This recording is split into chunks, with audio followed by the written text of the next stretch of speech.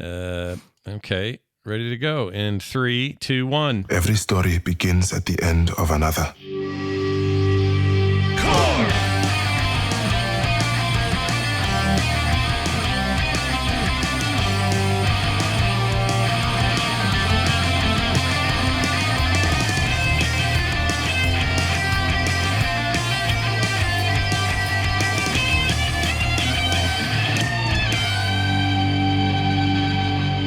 Hey, everybody. Welcome back to Core. Welcome to the One Beard Down, Two to Go show.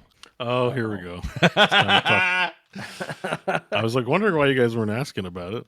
Yeah, Bo shaved it, man. Look at you. Well, we also saw it in that picture this weekend, so we've had days to digest it. I'd like Shocking to formally, for everybody. I'd like to formally apologize to all the people I traumatized this week. I certainly got some of the. Yeah, bring it back. Put it back. Put it back. What happened? They're like those babies when they see their dad without a beard for the first time. People don't know how to react. They're just like, "What? That's not the person who raised me. That's not the man in my life." Yeah. I'm just, I like having facial hair, but it's just too white. I got mad at it and shaved it off in a fit of rage. That's the actual story. I love it. Did you swear and stuff? Were you I'm gonna get some dye for it, but I just didn't. I don't know. I don't have it yet. So plus, you're starting a fresh start. Never hurts anyway. Just get a Mark Spagnolo gave me some advice on beard coloring. Oh, he did. What you want to share that? What's the I just recommended some products to me and stuff. Okay. But it was a nice interaction. All right. Look how white this shit is. I should do that too. Let's get that done. John, you're the only one. Yeah, well, I mean, when I first had the idea, and I told her, I'm like, I'm going to dye my beard. too. She's like, no, you can't do that. And I'm like, but really? And a lot of people were like, don't dye your beard. Like, apparently, there's things you can do as an older person that's maybe trying too hard to be younger. You know what I mean? Like sure. I got that kind of vibe from people, and I'm like, yeah, but it's, I don't know. It's just really bright. Like when I stream and I just see like the thumbnail of me, all I see is my beard, like just this giant white splooge on the thumbnail. Well, I mean, we support your journey. All right, whatever it takes. We're here. Whatever. Yeah, I guess it's a journey. I don't know. Anyways, it's shaved. I'm sorry, everyone. Yeah, I heard someone in the chat mention this. I've heard this before too. You paint mascara into your beard is one way people do it. Okay. I don't think I would succeed, so I'm not going to try that. If I try, it'll be before I decide to just shave it again. I mean, I don't care as long as it works and doesn't look like tacky. Like if it looks tacky, I don't want to do it. Like, like a paint on tans, right? Like, I don't want to do something like that. But that picture over the week that Bo posted, it did actually have a guitar in it. Everyone, go look again. It isn't just a beardless Bo. There's a real guitar in there. That was one of the worst impulse buys in terms of like price because I woke up that morning and I'm like, I want to buy a guitar today. And I'm like, I just wanted a new guitar to play. I was like, I'll just go I went to the used store. I'll just spend $200 on whatever they got. I'm a grunge kid. Whatever piece of shit they've got, I'm just going to buy it and play it and love it. Sure.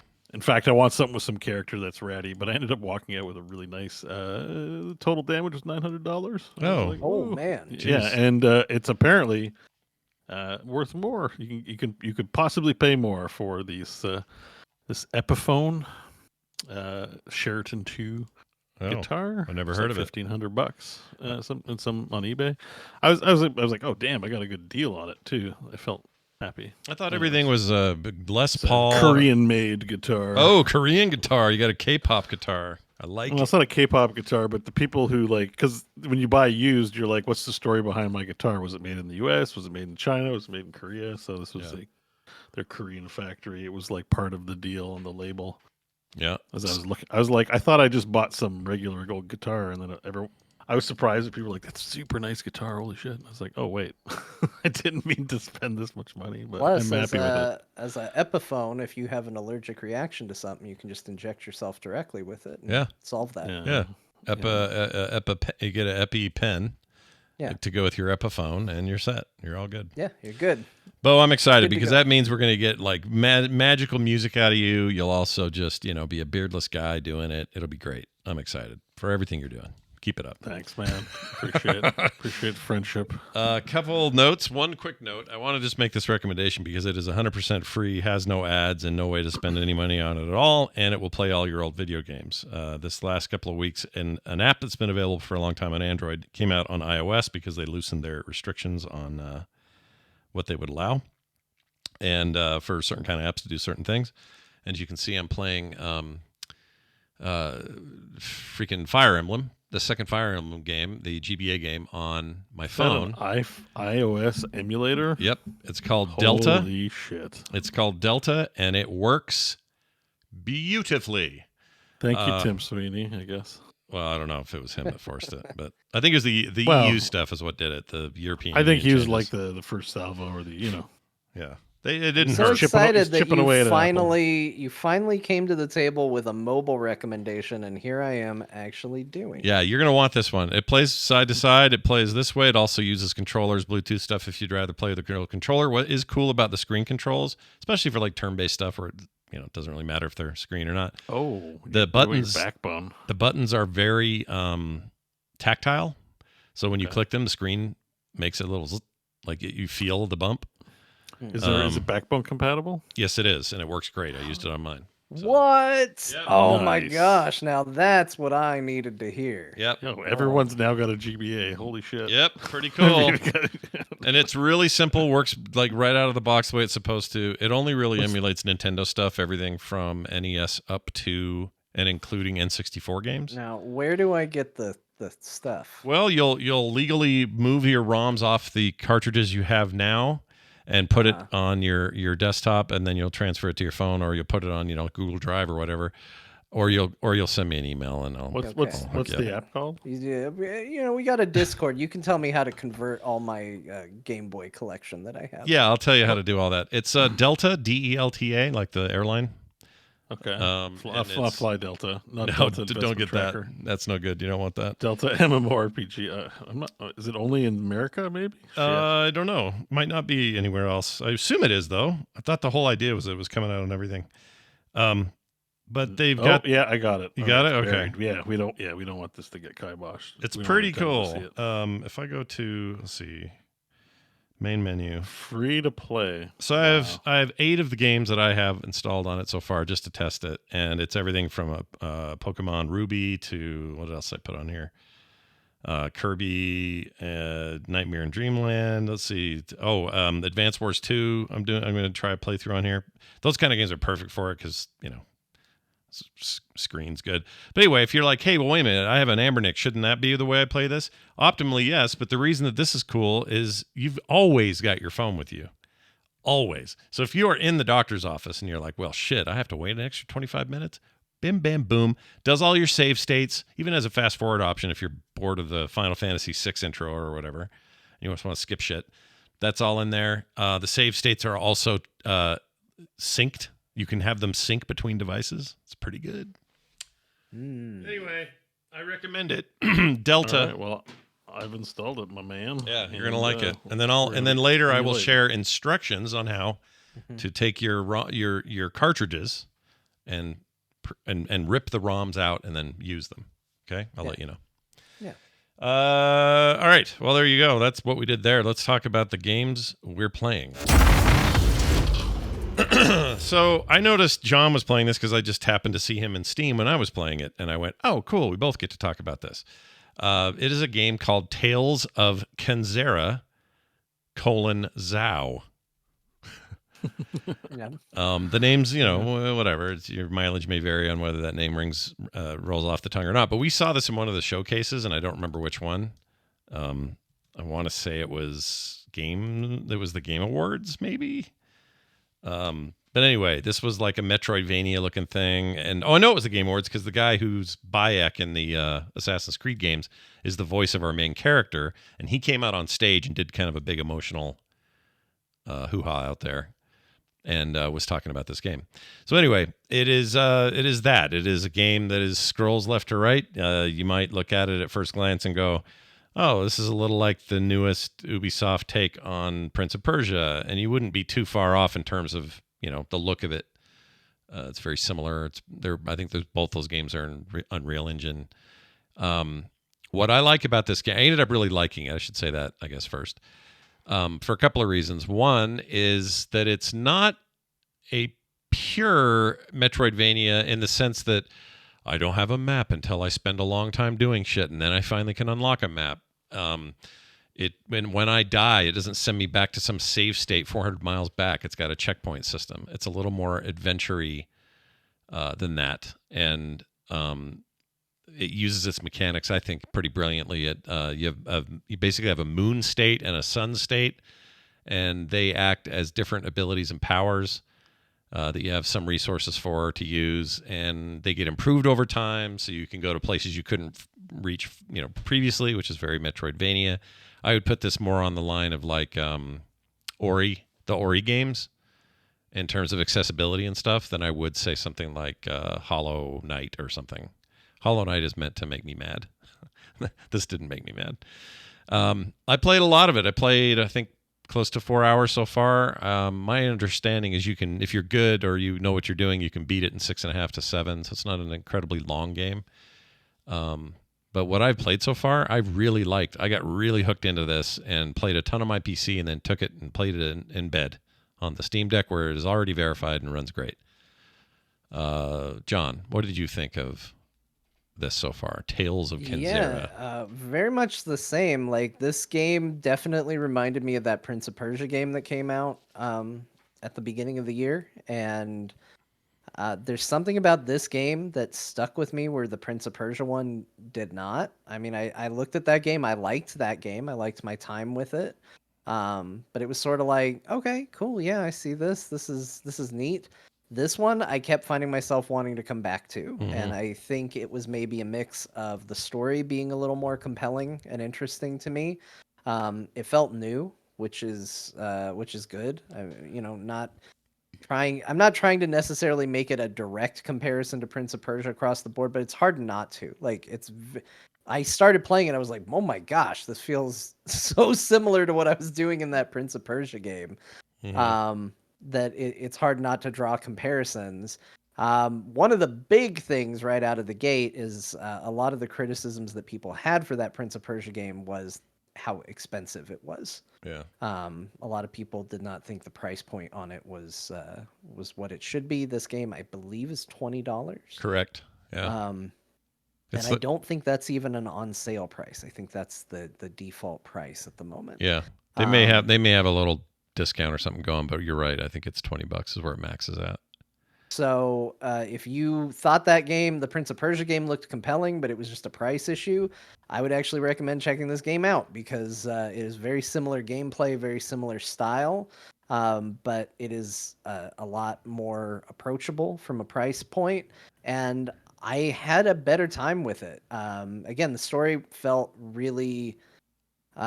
felt a lot more unique and personal. The Prince of Persia game is like, oh, you gotta go find the prince. He got abducted. Yeah. And this game is more... It's already got kind of a couple layers of, exploring a story, a tale.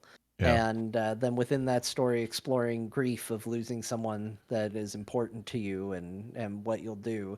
And it's familiar territory in that regard, but it's coated in a fresh coat of paint as far as like how it's told to you, and the way the story manifests itself. So I really, really like this game. I think the ability to switch between essentially ranged and melee, that's kind of at a base level what I would describe the differences between the masks that you wear. You have a moon mask and a sun mask. Yep. Sun is for melee attacks and melee fighting. Moon is for ranged. At first, I thought this game was going to be a little too easy, and that what I would be saying here today was, if you want difficulty, look into the Prince of Persia game. If you want storytelling and maybe a more engaging gameplay experience, maybe check this out. But I will tell you, this game does ramp up the difficulty. Maybe not quite to the same level as the Prince of Persia game, but it definitely, at first I was like, oh, this game's really easy though. It does find ways to ramp that up. Yeah. Although, like you said, it is a little quicker and easier to get into, back into. Usually if you die, you restart right where you died, and it's like, okay, we'll try again. Almost to I almost feel to a detriment at times. Like, there was one spot where it was sort of like your typical elevator encounter, where you go up, and each floor you get new encounters you have to face. And in this case, if I cleared the floor but then died on the next floor, I restarted at that floor, not the entire elevator encounter. So it's very forgiving in that way, but it still will be punishing enough to where, there's a good chance you'll die from, falling on something or taking too much damage or whatever. Yeah. So I appreciated that because I don't like going back to save points as much as I love, actual Metroid, actual Castlevania. It can be punishing when you die. And I just don't have time for punishing these days. So this was nice. This respected my schedule. So when I was screwing up on those, those challenge levels where there's a giant mark on the wall, and that's an indicator that, oh shit, this is going to be like a tricky traversal. And if I pass it, then I can progress, or I get a thing. And you might die 2-3 times trying it. But I never felt super punished. I just have to start that sequence over. I didn't have to go 9 miles up the map and find my way back. And I like that. It's a Metroidvania that respects that you maybe don't want to retread constantly when you do face more difficult challenges, and I appreciated that. And I also was blown away by the voice acting. It's really good. Voice acting is stellar. Some of the best, absolutely stellar. Yeah, some of the best I've heard in maybe years in any game. Like it's that good. It's really, really good. Yeah, and I think, again, difficulty I can take or leave. Like there are times where I want it, there are times where I don't. I think this game makes it very clear what kind of game it wants to be. This isn't a game that's really going to beat you over the head with punishing gameplay. And I think the game is fun on top of that. So I'm kind of with you, although, I can certainly enjoy a punishing experience too. I would say if there was anything I was going to criticize about this game, it's a small one, but I feel like the game starts out very zoomed in, very close up, and I was like, oh, the model looks really, really good.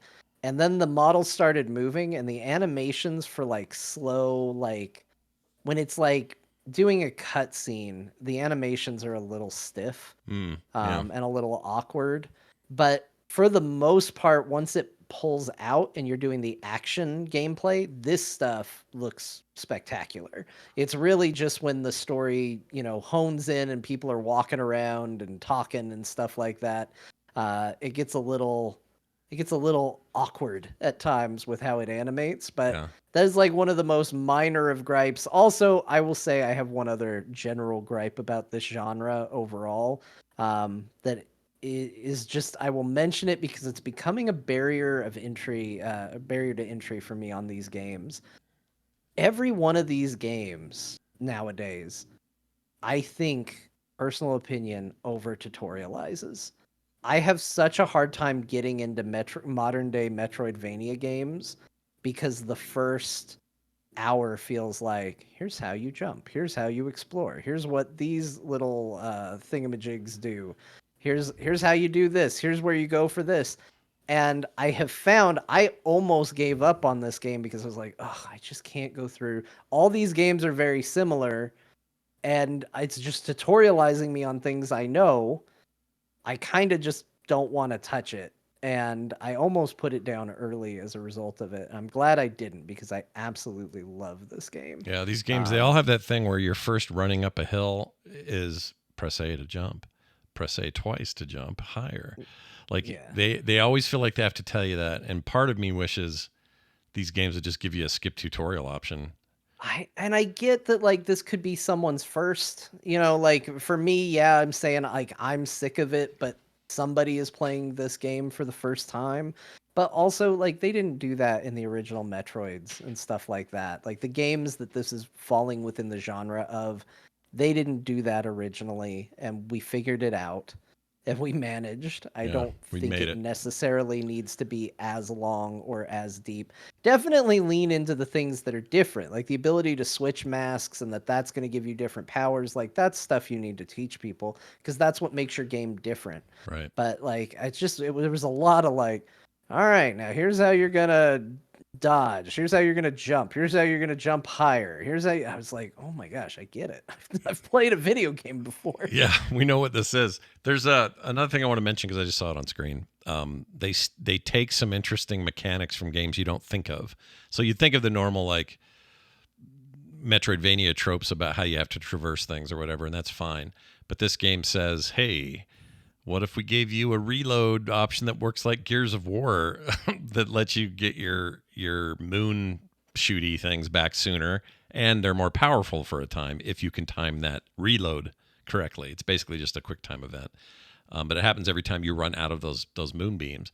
I really like that stuff. Like, just give me new ways to do it, new ways to play, to augment how I play. I guess that's just I think that's an unlock in the talent tree that I just mentioned, I think. But but I think it's like it's almost a mandatory. Like it's I think the first unlock in the moon tree, and I think you have to take it. Yeah. So and there's some good fun without being too complex. It's a good fun choice tree where you're like, do I want to put more in the moon right now, or do I really want that swirl attack from the melee? Like I feel like I've had to make, even if it didn't really matter that much, they felt like important decisions.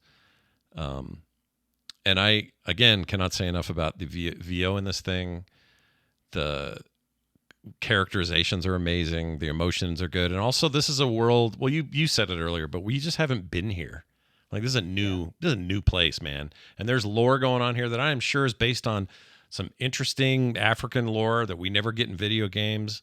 So this isn't your typical Lord of the Rings freaking vampire story, and it's certainly not outer space. It's something else, and it turns out I was in the mood for something else, and this really scratched it. So hats off. It's one of these EA originals, and you might go, oh no, EA, do I have to run a launcher and all that? No, it just runs. It's just a game. Yeah, I'm playing it on Steam. Doesn't launch anything extra, just goes. I have it there as well. It's been in a week where I played a lot. We'll get to it. Played a lot of games. This was the one that kept getting relaunched to play a little bit more of and a little bit more of. Oh, that's cool. Yeah.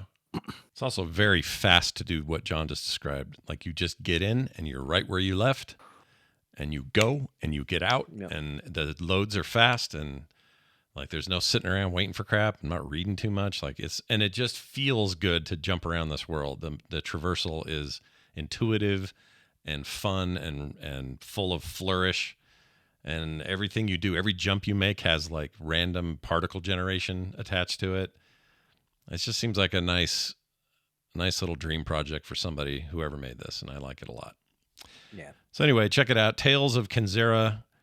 I think it's pronounced Zau, Z-A-U. And I think it's implied that there will be more of these because it's part of a series of the Tales of Kenzera. Also, it's hard not to notice the very beginning of this thing. It's got a real Wakanda thing going on. Like that city him and his mother in. I mean, good Lord. It's like Wakanda 101. It does look like it, Yeah, but I like that stuff. It's really good. So check it out. Available now on consoles and Steam. And Epic, I believe. Everybody got it at once. All right, we also played Fallout. Let's start with John and your Fallout games, and then we'll go to mine. All right. What do you think? What do you got? I spent an obscene amount of time this week. I spent an entire day trying to get a mod set up. It's a very cool mod. I want to talk about it a little bit. There's a mod out there. For 3? It gained some, it's for 3 and for Fallout New Vegas. Okay. We'll get to it. All right. It gained a lot of traction. I think IGN did a video about it because I saw they were getting a lot of attention, especially post, the TV show. Everybody's getting excited about Fallout right now. But it is called A Tale of Two Wastelands. And basically what this mod does is it turns Fallout 3 and Fallout New Vegas into a single video game. Whoa. So you have to own both. Yeah. But what it then does is it puts you in Fallout 3 with the talent trees and all of that, the perks, whatever you call them in Fallout, of New Vegas, and gives you the full Fallout 3 experience. And whenever you are ready, you can go to one of the train stations and you can board a train to New Vegas, and then it turns into New Vegas. It also has a lot of the quality of life things now in 3 that New Vegas added. So like the ability to sprint, the ability to aim down sights were all New Vegas things. Those are now in Fallout 3 when you do it. So it really does. It's like taking your Fallout New Vegas and it's like combining it with Fallout 3 in just kind of the best way. So you retain your spec and your build and your perks and everything when you travel to Vegas after that? You don't have to start all that over, right? Yes. Okay. You retain the character. Interesting. That's yeah. fascinating. All right. It's a really cool idea. And I did this with the mind of playing New Vegas finally. Here's the problem. Uh-oh. So, it's really, really hard for me to go back. And look, I love Fallout 3. You know, like Fallout 3 is the game that got me into these games. I absolutely adore it. If you had said, John, what is your favorite Fallout game? I would have absolutely said it is Fallout 3. Right. I really, really like it. It's the one that got me into it. But even when I played Fallout 3 back in the day, I played it when it first came out, and it took me, this is one of those games that I put down for, it was a while. Like, I know that there were several DLCs already released for Fallout 3 by the time it finally clicked and I enjoyed my time in it. So it was not an immediate love for the game. And unfortunately, I just could not get back into it. So after getting that freaking mod to work, I spent an entire day trying to do mod stuff. It's the most complicated damn thing in the world. It wasn't that bad. Everybody should look in on how to do it, but it is more complicated than they pretend it's going to be. And I just couldn't. It was just it's too far of a step back for me. I will always love Fallout 3. I will always go, oh man, what a great game. What a great universe. I love the music. I get very nostalgic for it. But I would have to download a lot more mods to make it a game that I feel like playing right now. Is it just too nasty looking? Is that the problem? Part of it is the look, and some of the mods, like, for the record, it's not just a mod that combines the game. There is like upscaling and fixes, and there's a whole bunch of stuff in these mods. But it isn't designed to completely reinvent the experience. I would say it's an Oblivion era game, right? Like Oblivion came out in 05. This came out in 08. Like, this is the every other they were doing back then. Oblivion's real hard to look at too when I see those memes crop up. So that's very ugly, that game.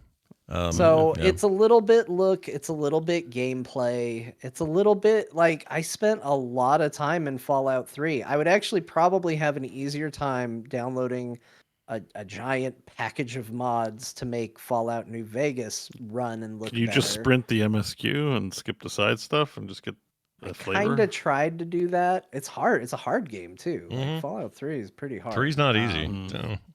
Doesn't let you scale the way 4 does. It's well-trodden territory for me, and it has not held up in my opinion. And so, last week I was talked some shit about Fallout 4, deservedly so in some cases. But the one thing I will definitely give to Scott's point about Fallout 4 is, boy, does it, from a gameplay perspective, play better. Oh yeah, way better. Going back to 3, I was like, ooh, boy. In some ways, the dialogue system in Fallout 4 is a real miss. I don't mind it. I think it's okay. No, it's awful. I don't think you'd like 76 then, because they go back to the old one in 76. Yeah, you know why they went back to the old ones? I don't know. Even Todd Howard says it wasn't a good idea. Yeah, it's fine though. It gets you through. Here's the thing though. Like, obviously graphically it's a big jump, but for me the gameplay is comparable to saying Oblivion to Skyrim is what Fallout 3 and Fallout 4 are. It's that kind of jump. Yeah, like, I love Morrowind, but I can't go back to Morrowind. I can go back to Skyrim. You know what I mean? Like, it's, I think if you said, John, what's your favorite Elder Scrolls game? My answer would be Morrowind, but I certainly can't go back and play Morrowind right now. Right.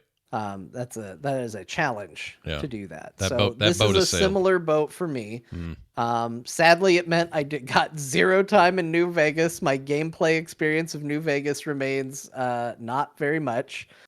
About enough time to make it to Vegas and go, what the hell? Why should I be excited to come here? And that was about it.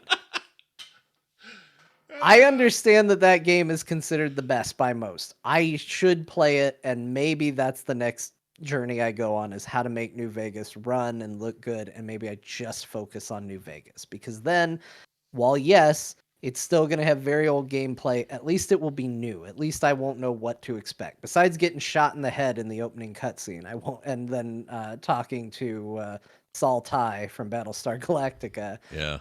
Beyond those two things, I don't know really what to expect after that. So I do want to give New Vegas a try, because it still feels like the only Fallout game I haven't really played. Yeah. But today, Got the Fallout patch. 4 got a big update. Yeah. And I'm trying. Look, I didn't put in all this effort to hate on things. Yeah. All I can do is tell you what my experience was. That's all you can do. It's fine. That's all I can do. Yeah. So everybody out there, save your words, save your clown emojis, whatever. All I can do is tell you what happened. Here's what happened. Go. I installed Fallout 4, fresh install, fresh save. Got in the game and went, hell is going on? Because I watched the first opening cinematic, and it gets to the part where you and your wife are sharing a bathroom and going to fight over the mirror. Yep. But all of a sudden, they just started animating like they were Benny Hill chasing each other and like talking over the top of each other. Like all their dialogue was running at the exact same time. And then I'm looking at my guy as he's like right in the screen going, how do I look? And the wife standing next to him is going like this. She's just shaking, vibrating. And Codsworth, the robot, is like zipping up and down the hallway super fast. Yeah. I think like as you're making your character, I think he's supposed to float by every now and then. Yeah. But like he's going down super, super quick. And I'm like, what the hell is this? This is crazy. So I restart the game, go back in. It's the exact same problem. And I'm like, maybe I just have to get through character creation. So I did that, went out. It still felt like it was running kind of weird, but at least things slowed down to where I could understand it. And then they wanted me to make my character. And so I went to put my stats, and anytime I pushed up or down on my gamepad, because I immediately was like, oh, this is a game that I have to play with my gamepad, because mouse and keyboard works, but not really. Yeah. Like, again, let me put another mark on why I don't like Fallout 4. Doesn't play well with mouse and keyboard. Same with Skyrim, same problem. It was terrible with keyboard and mouse. So I went to put my stats in, and anytime I pushed a button, it maxed out whatever. So if I pushed down to select a different stat, it went to the bottom of the list instantly. If I pushed to the right to put a point in the stat, it immediately maxed to 10. Yeah. And I was like, what is going on with this game? So I had to quit because I literally couldn't finish that. It wouldn't go back to mouse and keyboard once it thinks you want to use a controller. Like it isn't dynamic. You can't move your mouse and have it take over. So I had to just quit out of the game. So I thought, okay, well, let me run in full screen windowed mode. Like maybe that'll help, whatever, because I have a feeling it has to do with my FPS or something like that, and my refresh rate or something. So I was like, okay, let me just try that. So I ran it in windowed mode. That seemed to fix it. I could all of a sudden, now things were working, things were going. I was like, all right, great. We're going to get in it. I forgot that Fallout 4 was actually the first place where if you picked a real simple name, characters would call you by name. So I put John in there, just was myself. And there's Codsworth. He's like, John, Mr. John, let me tell you. Oh, yeah, that's right. They did that before Starfield. Yeah. And cool. that's cool. Yeah. So then, the news report comes on and says, oh, everything's going bad. You got to get to the Fallout shelter. So we all go running outside. We're running down the hill, and the game crashed. Just crashed to desktop, and I went, okay, is this all post patch? Everything that weird that happened? Yeah, post patch. Okay. All right. Yeah. So I said, okay, I'm good for now. Yeah, this game doesn't want you to play it for some reason. That was my Fallout 4 experience. Again, I know people, like, for whatever reason, it's like, don't say anything bad about our games. All I can tell you is what happened. That's what happened. Yeah, no. I was saying last week when I was playing pre-patch and I couldn't pass that one mission, and I was spending hours trying to figure out why it was stuck, and I ended up having to do it over again, and it cleared. But this is a game that no matter what year it is, it's still got bugs, man. There's still issues. The bugs are in the game. And your job is to shoot the ones you see on screen and deal with the ones that are off screen. Or in John's case, say no, which I think is a valid response to not being able to play your game. So I don't blame you for that. I haven't had any hard lockups or anything, but real quick, just to catch us up to current, I also played a little New Vegas.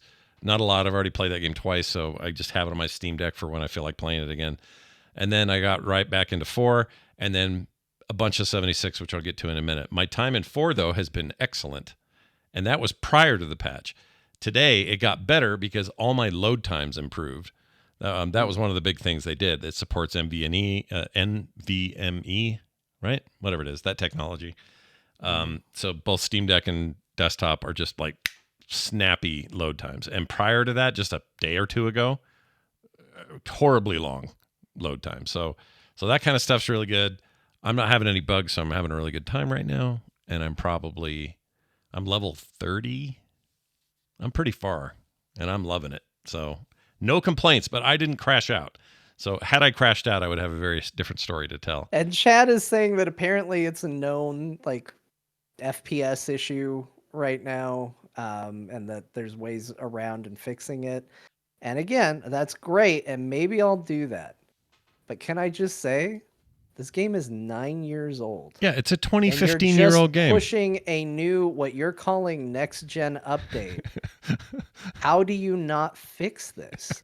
Like, if you want to know the problem with Bethesda, if you want to know why I shit talk Starfield so much, despite the fact that it's not the worst game in the world, but I talk about it like it is, it's because these have been issues in Bethesda games since Fallout 3, and they have leaned on the backs of modders to fix the problems for them. And we live in a world now where you are expected to support your games and fix them yourself, not have other people do it for you. Yeah. And the fact that you're going to put out what you consider a next-gen update for a video game, and a well-known to where I talk about this and multiple people in the chat immediately go, oh yeah, that's a known issue, isn't fixed, is unacceptable in my opinion. And I think they should be taken to task for it. It doesn't mean you can't like their video games. It doesn't mean you can't play their video games. But let's stop pretending like you have to treat something that everybody does perfectly, like just because you want to like them.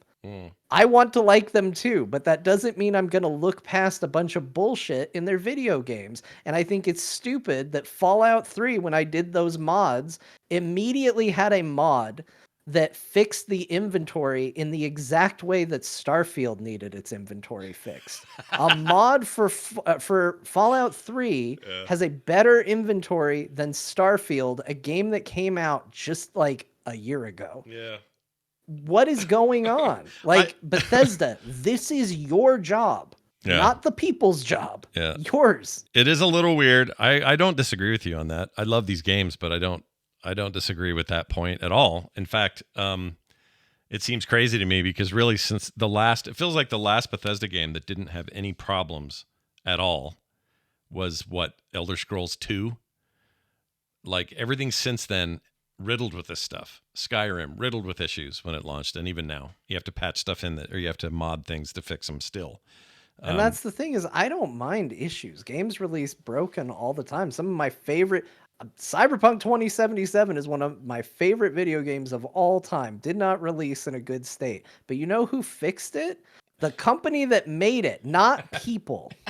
Yeah, that's a big thing with Bethesda, is that it doesn't seem like, we're how many years on from a release, and they don't have a team working away to perfect it, considering they sell those games for a long time after launch. Like most games, they have sales decreases, but they have how many editions of Skyrim? Yeah. The bugs are still in the game. Like, it's one thing to say, well, it's a complex world with complex things going on. I remember that excuse back in the 3 days. We can agree with that on the first year, but on year 10, like, come on. Now. Yeah, and we have other games that are better examples now. Cyberpunk's a good one where it launched rough, but I don't have problems with Cyberpunk at all. Like, that game just freaking runs. And admittedly, this run through 4, the only problem I had was that one stuck quest. But These things exist. They happen all the time, and I don't know why they don't do better. It's weird. They're a weird company. I don't get it. Imagine if these were like, imagine nothing's perfect, but imagine if these were much closer to perfect when they launch. How much of a better opinion everybody would have of Bethesda games.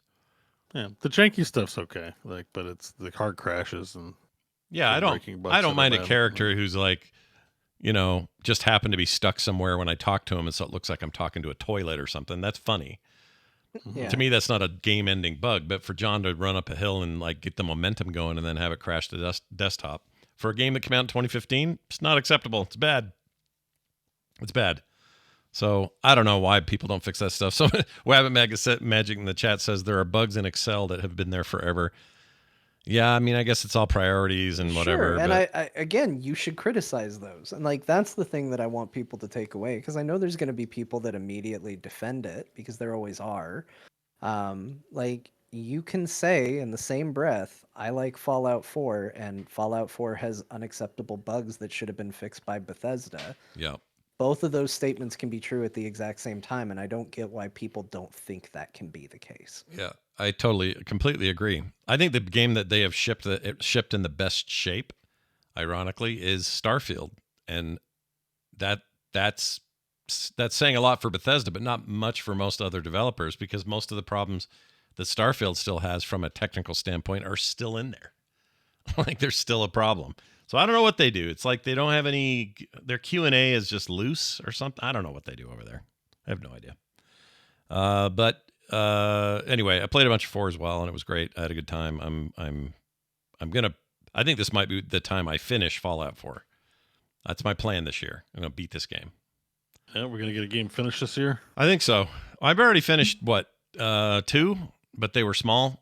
And one was a replay through, I think. So I can't count it. I don't even remember which what they were. What's your count? I can't remember now. What were they? It's good to do a check-in. You don't get to say I finished 2. That's like saying I have a Canadian boyfriend. You wouldn't know. Well, what was it, though? I don't mean to put you on the spot, but it's only 2. You must remember at least one of them. John, what did you finish too? We'll put you on. Yeah, what did you finish? Have I finished anything this year so far? Let me see. You did. You beat. I'll tell you. I'll put 0 on my list. So you have 0 that you've beat. Well, you've been playing so much WoW. That's the problem there. Well, it's WoW, but I've got Infinite Wealth on the go. Final Fantasy's there, but I haven't really sunk into anything with a beginning and end. Let's see if I can find it. What did I beat? Play some System Shock. Oh, I finished Like a Dragon Infinite Wealth. That's right. Oh, that's right. Yeah, that's right. I remember that. Technically, I finished Like a Dragon, Yakuza Like a Dragon, because I beat that right before it came out. Oh, right. Okay. I beat. Where is it? I beat the game Boxes. Final Fantasy 14. I beat that. I beat Darksiders 1, the War Master edition. I beat that. Nice. I haven't beat 2 yet, counts, though. I started 2, haven't beat it yet. And I beat. There's one more here. I saw credits in Balatro. Credits are. I think that counts. You can count that, I think. I don't know. What is it? Is it just the basic campaign or getting all the Ascension levels? Yeah, that's the thing. I don't know. I don't know if you can count it. Dang it. Said mostly for a joke. Unreal Tournament 2004. I beat that. Just kidding. That's not true. I can't remember. There's one more though. Damn it. Something I beat. Oh, Boar Blasters. I took that all the way to the end. I still don't think that's the one I'm thinking of. Yeah, that was that Vampire Survivors that I really like. I played the shit out of that. I can't remember what else. There's something else, and I was like, but they're all old. Nothing's new. I haven't beaten anything new.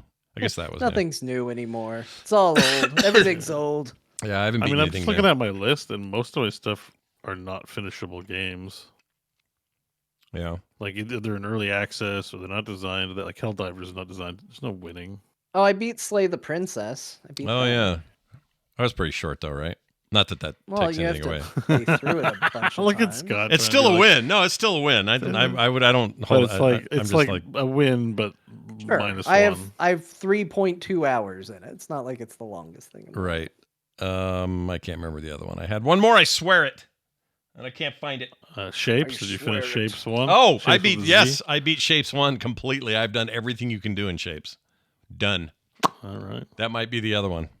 I still don't remember. I'm looking at our history here because I'm like, I literally have not finished anything this year. So, well, you finished a lot of raids. I can tell you that. Yeah, you rated a lot. Yeah. It's not that I've not played things, but that whole, I'm just really behind. It just feels like I'm behind, like somehow. I can't find. Oh, Horizon Zero Dawn. Duh.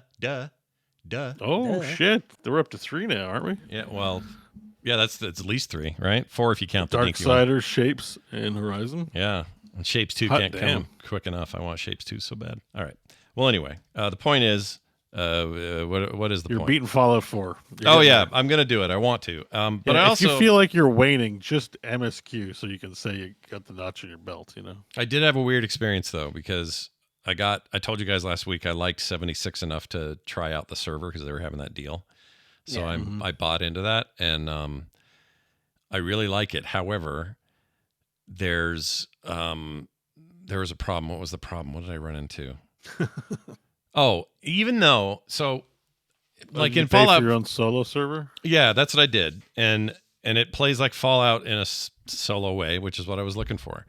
However, when I pause the game, it doesn't actually pause. Whereas in 4, when I pause, it actually pauses. So there's an advantage in 4 when you're like, oh shoot, what item do I have right now that would boost this fight? Let me go look and I'll pull up my Pip-Boy and go find it. And the action stops for a bit while I do that. And I go do that, and then I come back and I fight. In 76, it's still real time. So if I bring up my Pip-Boy, the world doesn't care. It still attacks me. And it just throws me. It's hard for me to get used to it. And so I'll explain what my plan is here in a second. So that bugged me a little bit. Also, the implementation of what am I trying to say? Implementation. Holy I like shit! implementation better. Implementation. The implementation of it's not called SARS. What is it? Where everything locks up or zooms Vats. in? Vats. SARS. SARS. Shit. What's wrong with my brain? SARS is a great combat system, everyone. I got no sleep last night. gosh, It's starting to man. show how little sleep I had last night. But anyway, so I play when you do SARS out in the world, it's also real time. Now there is an advantage.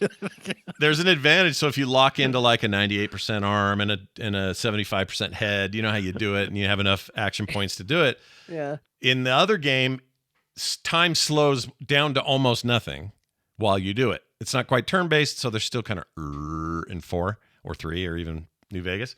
But in this, they just move like they're always moving, and you get an advantage on those shots because you're doing VATS, but it's not the same, and it just throws me. So it's not, these aren't deal breakers by any stretch.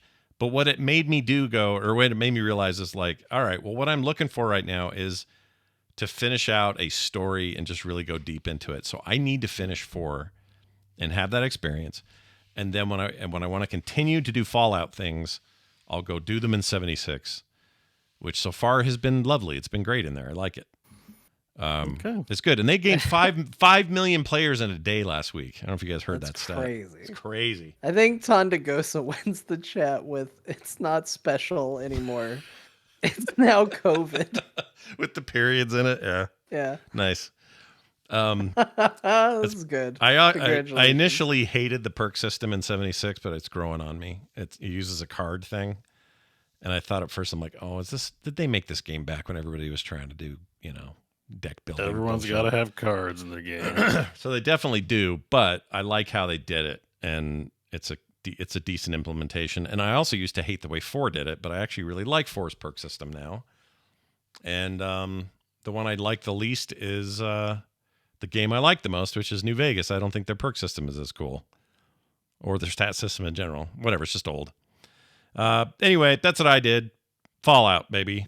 And my wife started watching the show. She's an episode and a half in. That's not nearly enough.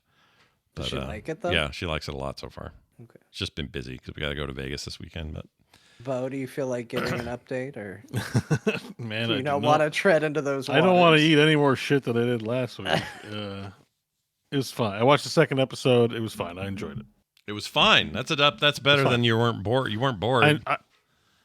Yeah, no, the first episode was not great, but the second episode was. I enjoyed myself. Had a good time. What, you gonna go on? You gonna go 3rd and 4th and all the way to 8? I think so. I mean, I think part of the problem is just my viewing habits. I haven't been watching a lot of TV in general. It's not anything to do with Fallout. Yeah. So it's kind of hard to get to. But Right. I liked it. I had a good time. Michael Rapaport was funny. Yeah, he was in there for like a hot second. Yeah. But like, I think the context is a lot of stuff I don't get. Like, that guy's going to save your life. Like, why are you bad mouthing him? You know, like, it doesn't make any sense. I'm like, is this commentary on Americana? Like, I don't understand the full context of Well, I think the whole context things in is the show, so they're lost on me. Knights are dicks. Knights are dicks because they've been given power that they don't really deserve. They're in these big giant suits. They're not all equal. Some of them are total puds. Maximus ended up with a pud who he thought was cool but isn't. And now he's questioning the whole system. Like, what is the Steel Brotherhood? What is it? What even is this? There's no nobility here. Like that. I enjoy that he's terrible with the suit. I think that's pretty adorable. Yeah. Like that he's getting in the suit, but he doesn't no idea how to pilot it. Yeah. My favorite part was the pneumatic gun that Walton Goggins has. Oh, that thing's Like awesome. it goes. Thump, Yeah. thump. Like and then when he shoots the guy's chest, and then the other guy's head blows off in the back. That was shot of play of the game right there. I liked that. And you were right about the line, like I'd offer you a cherry tomato, but you got a hole in your chest. Was pretty good. It was pretty funny, you know. Chat, by the way, correcting me. 1 million in Fallout 76, 5 million across all games is where they were last week. Sorry. I didn't mean to say Fallout 76 was 5 million. I have no hatred. A lot of people like this. I do not want to get in between them with some weird critique. I have really no beef with the show at all. Like, I saw somebody point out that you could look at Walton Goggins eating cherry tomatoes in the middle of a fight as a very like game reference in and of itself, because so many food items in Fallout are ways to recover health. Yep. So him eating cherry tomatoes after, because he takes a couple hits in that fight, and then he starts munching on cherry tomatoes. Yep. Is actually like a very in-game, like that's if you could watch what your character actually does from menus. I thought it was kinda because he looked was that. like undeadish, radiation undead. I think it can probably be construed as both. They don't explain it, and I think that it's one of those funny things about the show is like I kind of like that they don't over-explain everything, so you can either go, well, it was a video game reference, or here's what my take on it is. Well, Legman, had a grievous wound that in a game you would survive, but the show was like, no, you're bleeding out and goodbye. He's a cyanide pill. Wait, he Legman, kills yeah. Legman. All right, well, we're getting into spoiler territory. Don't worry, everybody. Oh, sorry. It's only episode 2, and Yeah. It's early on. There's plenty of. There's nothing. Sorry, I apologize. Oh, it's all I'm good. Making excuses. I spoiled it. Sorry. There were a lot of complaints about that last week. Kind of rude, actually. Buttholes. Like, you can provide critique without being such a dick about it. Like. Also, we didn't YouTube spoil comments. anything last week. We didn't. But if you thought it was, there's a constructive way to say it. All right. Yeah, what do we ever do to you? People get dicky. The other thing about it's just the thing, you're not gonna win. It's a goalpost moving thing. We've been criticized for all you need to do is say spoilers before you say it. So you do that, and then it turns into, well, yeah, you said it, but then it's what you chose to say after. It's like you can't win. So just we're gonna talk about spoiler things. culture sucks. I hate it. You gotta be careful. You must be new around here because we do. This is like 8 years of this. I'm like, come on. Like, Oh my gosh, is that what year did we start this show? 2015, 16? I started podcasting in 2013. Yeah. And then I think we started with you guys like 2 years later. So it's 2015 is the year that Fallout 4 came out. Weird shit. And we have all this. We have a bunch of bugs as well, and we haven't worked those out yet. We haven't patched them out. Like, we will say spoilers or no spoilers, and then spoil. People aren't like Bug video that can't games. be You can't patch out personality problems. That's true. Unfortunately, Unfortunately, I've that's stopped true. smoking a long time ago. That is true. All right. Anyway, Fallout still a threat, turns out, and they probably ought to make a 5, I guess, and not have it be buggy when it comes out. I also played Monster Train, and you might say to yourself, Scott, with all these deck builders lately, why do you go back to Monster Train? And the reason I always go back to Monster Train is 2 reasons. One, it's on my phone, and it's also on my Steam Deck, and it's also on my PC, and I think I have it on PlayStation and Xbox. I bought that game everywhere because I love it. But Monster Train very specifically scratches a couple of those itches that others don't. And despite the fact that I think the art style is kind of rough, or it has been in the past, I mean it's better than Slay the Spire's art style, but it's that game never lets me down when I need that itch scratched, and I go to it a lot. So I played a bunch of that. And my favorite thing about you, Scott, is in general, you are the kind of person that's like, yeah, I played Fallout 4 or Fallout 76, and their perk system is a card system. Freaking cards. And then I went and played So cards. here's the card game that I was playing. I was really excited about. I'm not saying it's wrong, but I like that you are the person that can be both absolutely sick of cards. Why does everything have to be a card? And I need to go play a card game right now at the same time. I think you just said it. Card games are where they belong, and they don't Stay need in to be, your lane. Yeah, card stay in your games. lane. I'm gonna gatekeep these cards. Stay out of these other games, you bastards. Anyway, Monster Train's a sick card game. It's like the only knock I have against it is the cards are too tall. oh really? Interesting. But like, yeah, they're like designed narrow. Like if you look at them, they're a little. They're skinny. Yeah, they're skinny. I don't. That's the only thing. That's the only critique I have against it. Otherwise, it's great. The art's great. It's perfect. It's super good. Yeah, really good game mechanically. I love it. And when I play it, they're now reminding me at the menu screen that that Inkbound hit 1.0. I got to get back in there and check that out.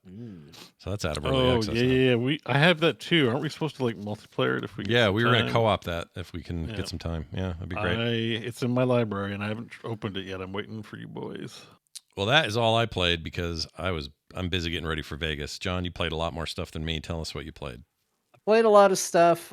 Most of it is stuff that either we collectively or I have talked about in the past, so I'll move through it pretty quick. But after having all the problems with Fallout, felt like I was really in the mood for that kind of game, the quasi first-person RPG type feel. So I got into the System Shock remake that came out. And that game, man, is it cool. So like cool. It's been said, both of you have played it. I talked about it when it was on a demo for the Steam Next Fest at one point.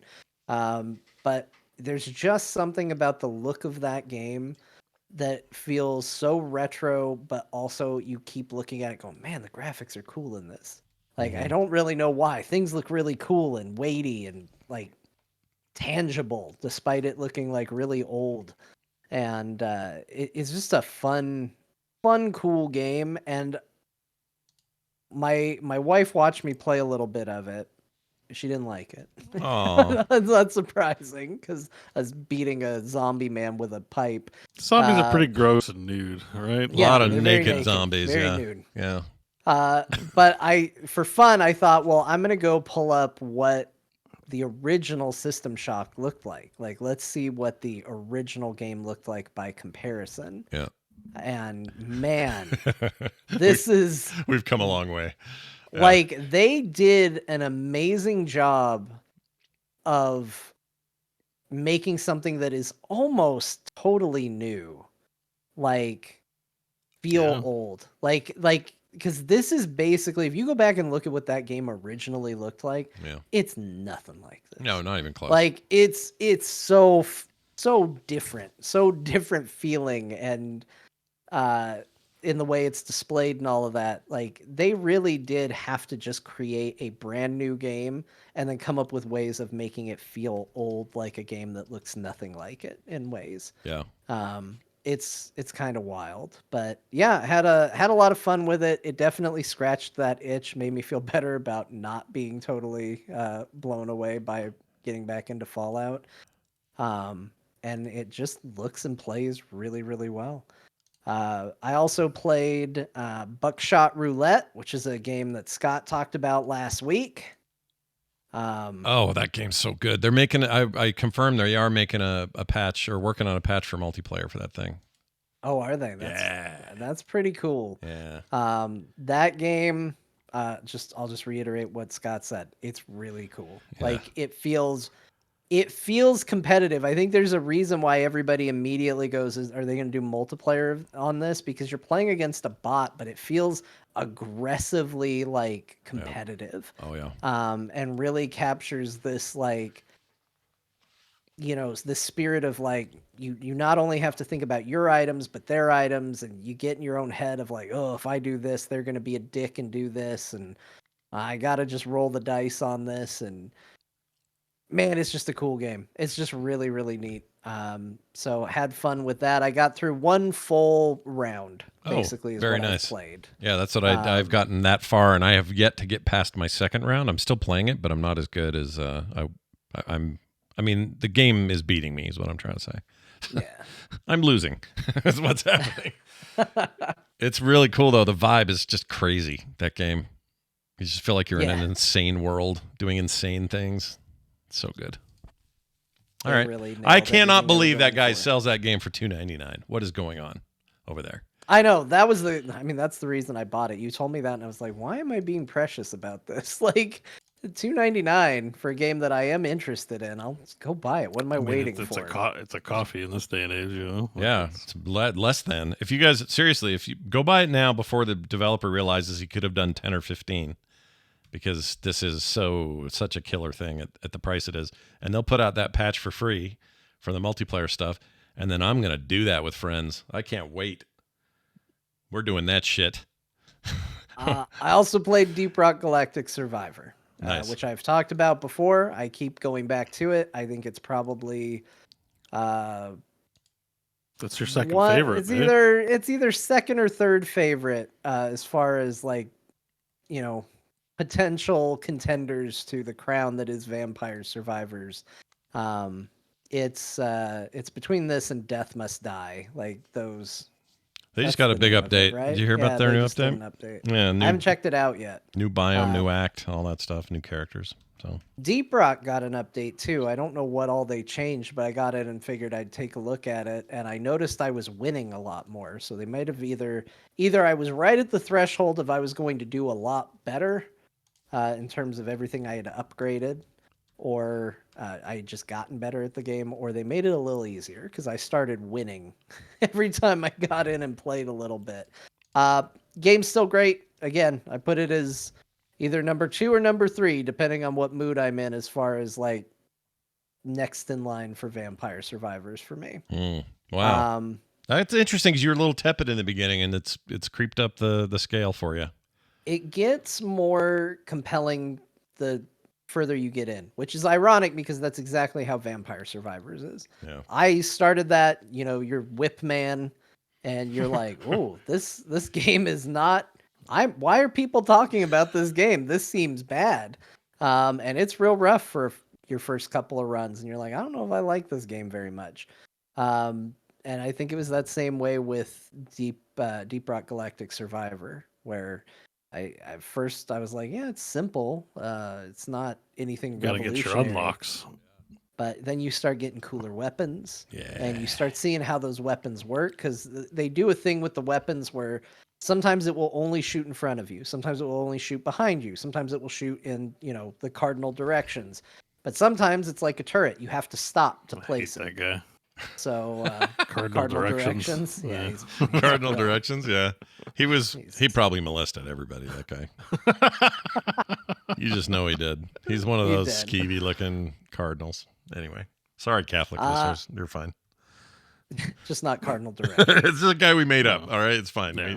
Cardinal directions doesn't speak for the whole church. Thank the Lord. Anyway, that's cool. More Transformers in your life. Yeah. Yeah. Once again, I'm going to dangle the unavailable carrot to you and the audience. I played Transformers War for Cybertron, a game you can't buy unless you already own it, on Steam.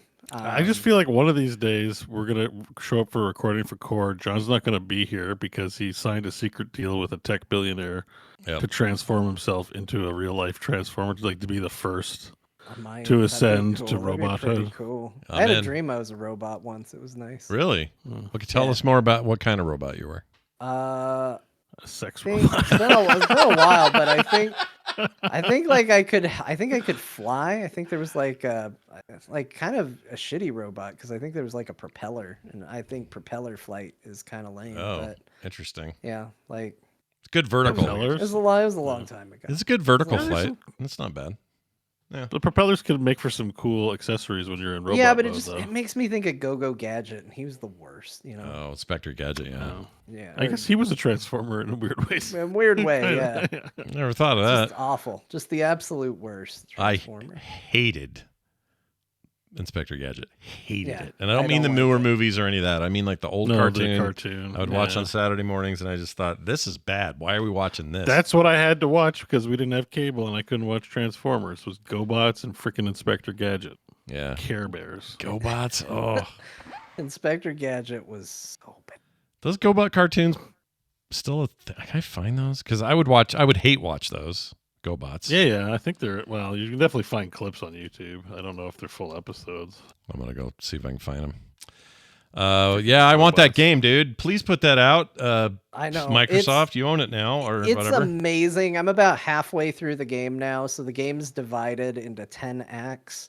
The first 5 are Decepticons, and then the final 5 are your Autobots as it finishes the story. The Decepticon campaign, pretty cool. I would give it 1 demerit for not letting Shockwave be a playable character in that section. I played as Megatron, Starscream, and Soundwave. Those are 3 good choices. There were other characters that could have easily been Shockwave and were not Shockwave, and I was disappointed in that regard, but I will get over it. And I can see that game, first of all, from a gameplay perspective, that game is still super fun to play. Like, it just is big, bombastic. The guns are cool to shoot. It's awesome to transform into a plane or a car or a tank, whatever you might transform into. Whatever you want. It still just feels really, really nice to play, even though it is an older game. It's showing its age for sure. Yeah. But it plays well, and you can just imagine what it would be like using like modern technology and stuff. There's a boss fight near the end of the Decepticon campaign. It's not even really a boss fight. It's just like kind of one of those stages where it's full of set pieces and it's just really big, like what they do with Uncharted, where it's just cinematic. And the stuff they do there is just, for the time, I feel like it would have been very mind-blowing. You're like, oh my gosh, this is going so big. Nowadays, I feel like they could make it so amazing. So cool. Yeah. It involves a Transformer that we talked about earlier, and Omega Supreme shows up at the end of the Decepticon campaign. Yeah. And basically just is like, he's given one objective, and that's kill Megatron. And he just chases you through an entire level, laying waste to everything, trying to accomplish this mission. And it's very, very cool. Yeah. This just pisses me off, dude. Look at it. It still You're looks like, good. I want to play this game. I really do. It looks good still, and sure they could do a remake or a remaster. It would look amazing. Whatever. I'll play this. I like the aesthetic. Let's make a third one. Let's go. It seems like it would have really good co-op too, because you could get in there. You always have 2 partners with you.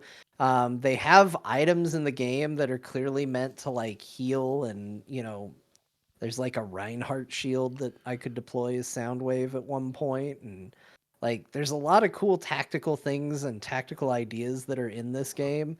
So it really is just a case of it just needs a little bit of updating and put it back out. Because man, it's cool. Man, It's so cool. Yep. Do it. We're demanding it. This is War, right? The first one? Yeah, this is the first one. You have the second one too? You're going to play the second one? I do have the second God, one. you bastard. How do you get these? I have it too. Fall of Cybertron. Shit. Yeah. I don't have the third one, but everyone says the third one's bad. So Bad, like there's a third one? I didn't know there was a there third is one. a third one. It is considered a trilogy, and the third game in it, it doesn't even have the. Yeah, it's probably a different studio. I think I avoided because it was like very clearly trash. You know what's it's crazy? I just went and did a quick search on the popular CD key, like Stream Key, or sorry, Steam Key sites, which are sketchy, I know, but I'm just looking. I'm trying to see if anyone has this. The best price I can find for a working global Steam Key for Transformers War for Cybertron, $1,115.57. What? Yep. Whoa! What? Yep. That's how rare the shit is, dude. Nobody Does has anyone them. want to buy my Steam account? You can play as Grimlock in the sequel? That's awesome. Gosh dang it. That's so cool. I'm annoyed by this. This annoys me. But I'm glad you have I it. know you can play Shockwave in some. Okay, so here's what it says about a sequel to it. A video game titled Transformers Rise of the Dark Spark was developed by Edge of Reality and published by Activision. Most of the game takes place between the events of War 4 and the fall of Cybertron. And it crossed over with Transformers Age of Extinction. So it's a film tie-in and also part of those games. So I think everybody kind of just is like, blew it I off. don't like it. Plus, there wasn't. Yeah, it's trash. This wasn't the existing devs that made these, so I could see why this is a problem. Let's see reception. It's not great. IGN called it a 4.0 out of 10 due to dull and bland design and overly complex story and the total absence of multiplayer. Well, all right then. Well, all right. I don't even remember that coming out. 2014. There was a 3DS game as well. I don't remember any of that. That was some Hasbro bullshit right there. Those two are the GOAT Transformer games. Yep. And I haven't played the Platinum Games one. I don't know about that one, but I want to play them all. I'm ready. Let's do it. Hey, Microsoft. Okay, well, there you go. Bo, let's fly over to you. I also saw that there was an update to Ravenswatch, but I didn't have any time to play it, so I am very curious about the what you Fall of found. Avalon. Yeah. Act 3 is in the game, and that really extends the session time to a nice meaty 60, 70 minutes to play through a session. So it's not just the fact that they added Act 3, it's the fact that they added lots of polish to the game. So, for example, you play the Snow Queen, right? Yeah, I like her a Your lot. trait is like if you press that Q button, anyone with a chilled effect will take a ton of damage. But in the previous edition, it was hard to know who was chilled.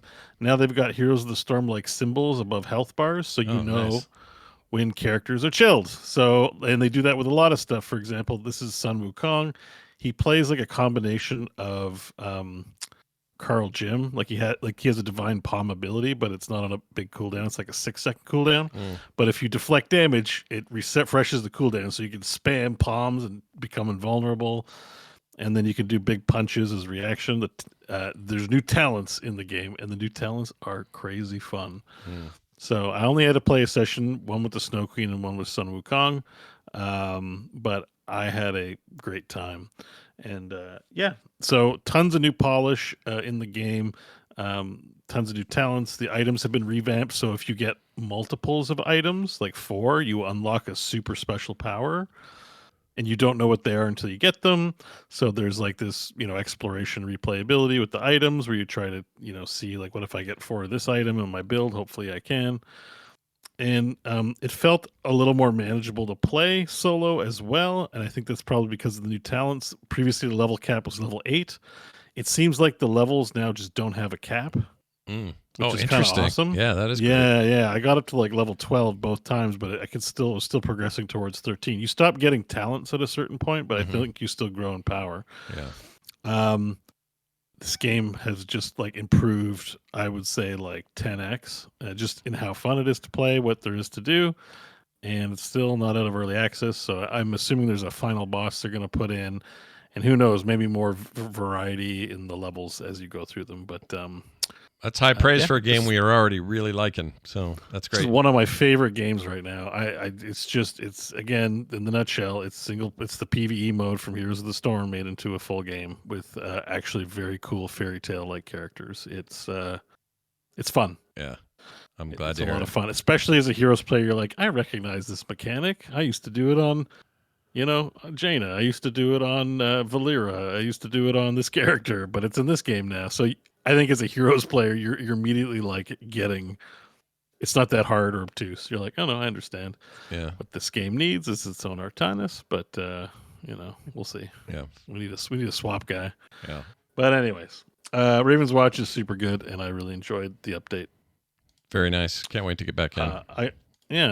Also, in my list, I got a new game. It's not a new game, but it's a game I haven't played yet. Sifu. Have you guys played the Sifu game? I own Sifu. Yeah, it turned out to be kind of a Souls-like, and so I bounced off of it. But I always kind of felt like I should go back in there and give it another swing. It just always seemed really hard.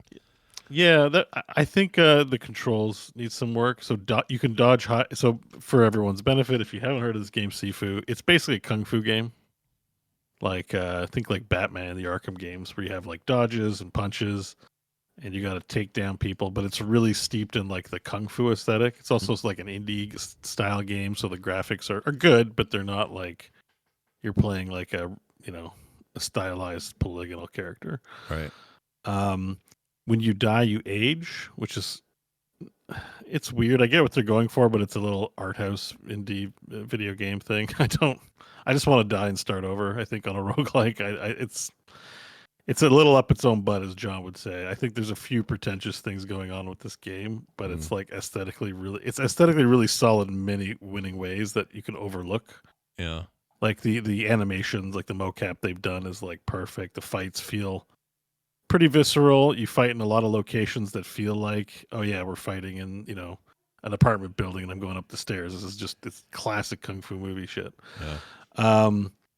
I think the control schema holds it back somewhat, actually. I think this is a really fun game. I had a good time, but there's a point where you can dodge, you can block, and then counter, and that makes sense. But when you start to get control schemas, it turns into fighting games, which that's a very specialized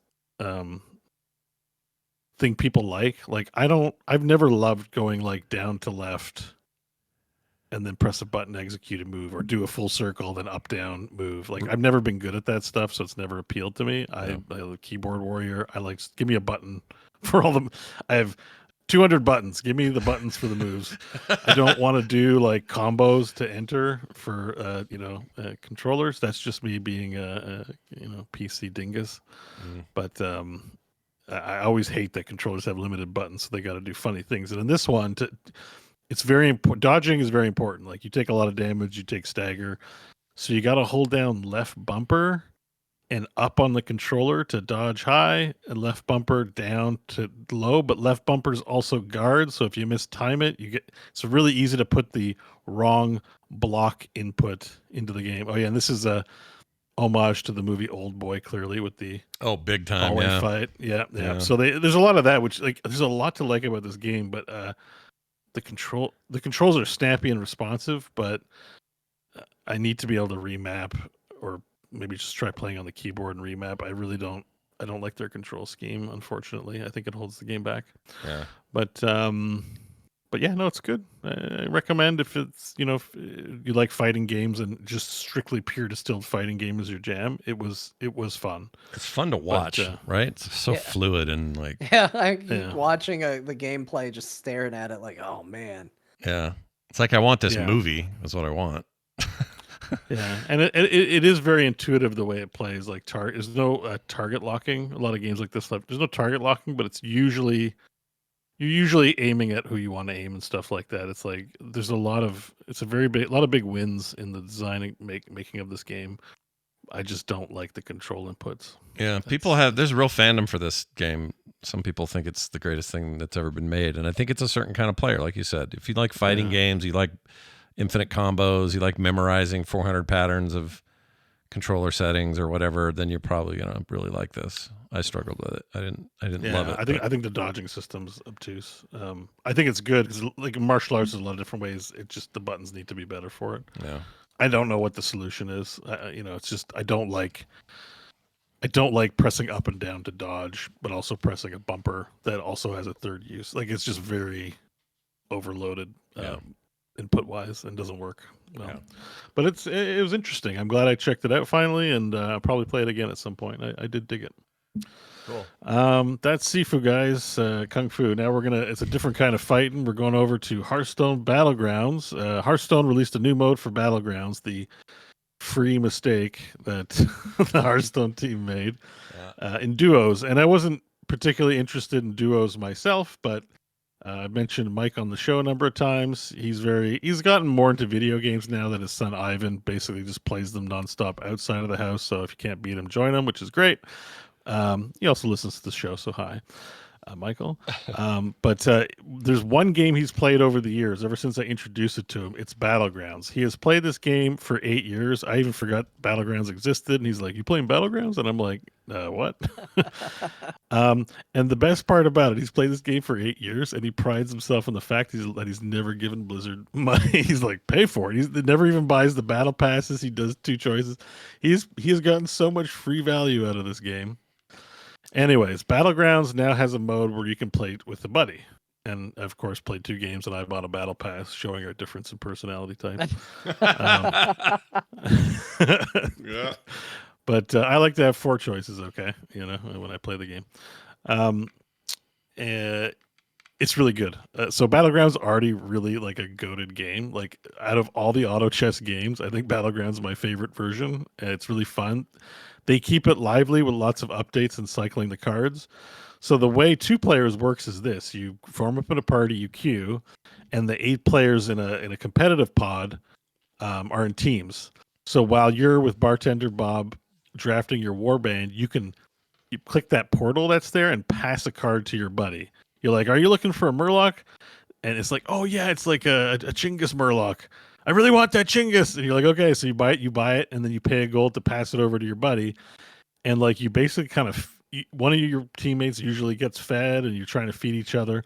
And there are also now spell cards that benefit from playing. Like if you pass this card, you'll get +2/+2 and stuff. So the game mechanics also promote the fact that you can play together. Yeah, it's awesome. And Cho'Gall is a hero in the game. Obviously, if you play, it's like Heroes. If one of you has to play Cho, the other has to play Gall, which we always pick Cho'Gall if he's available because he's awesome.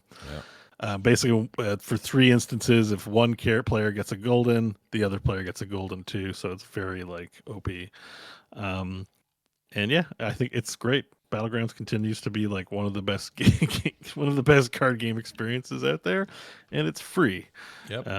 Oops for Blizzard. They probably regret making it as good as it was for as cheap as it was. So I mean, I I don't know. I played it. You were showing gameplay of it, and I was like, yeah, I never played Battlegrounds. And then it came up, and I was like, oh wait, I did play this. Yeah.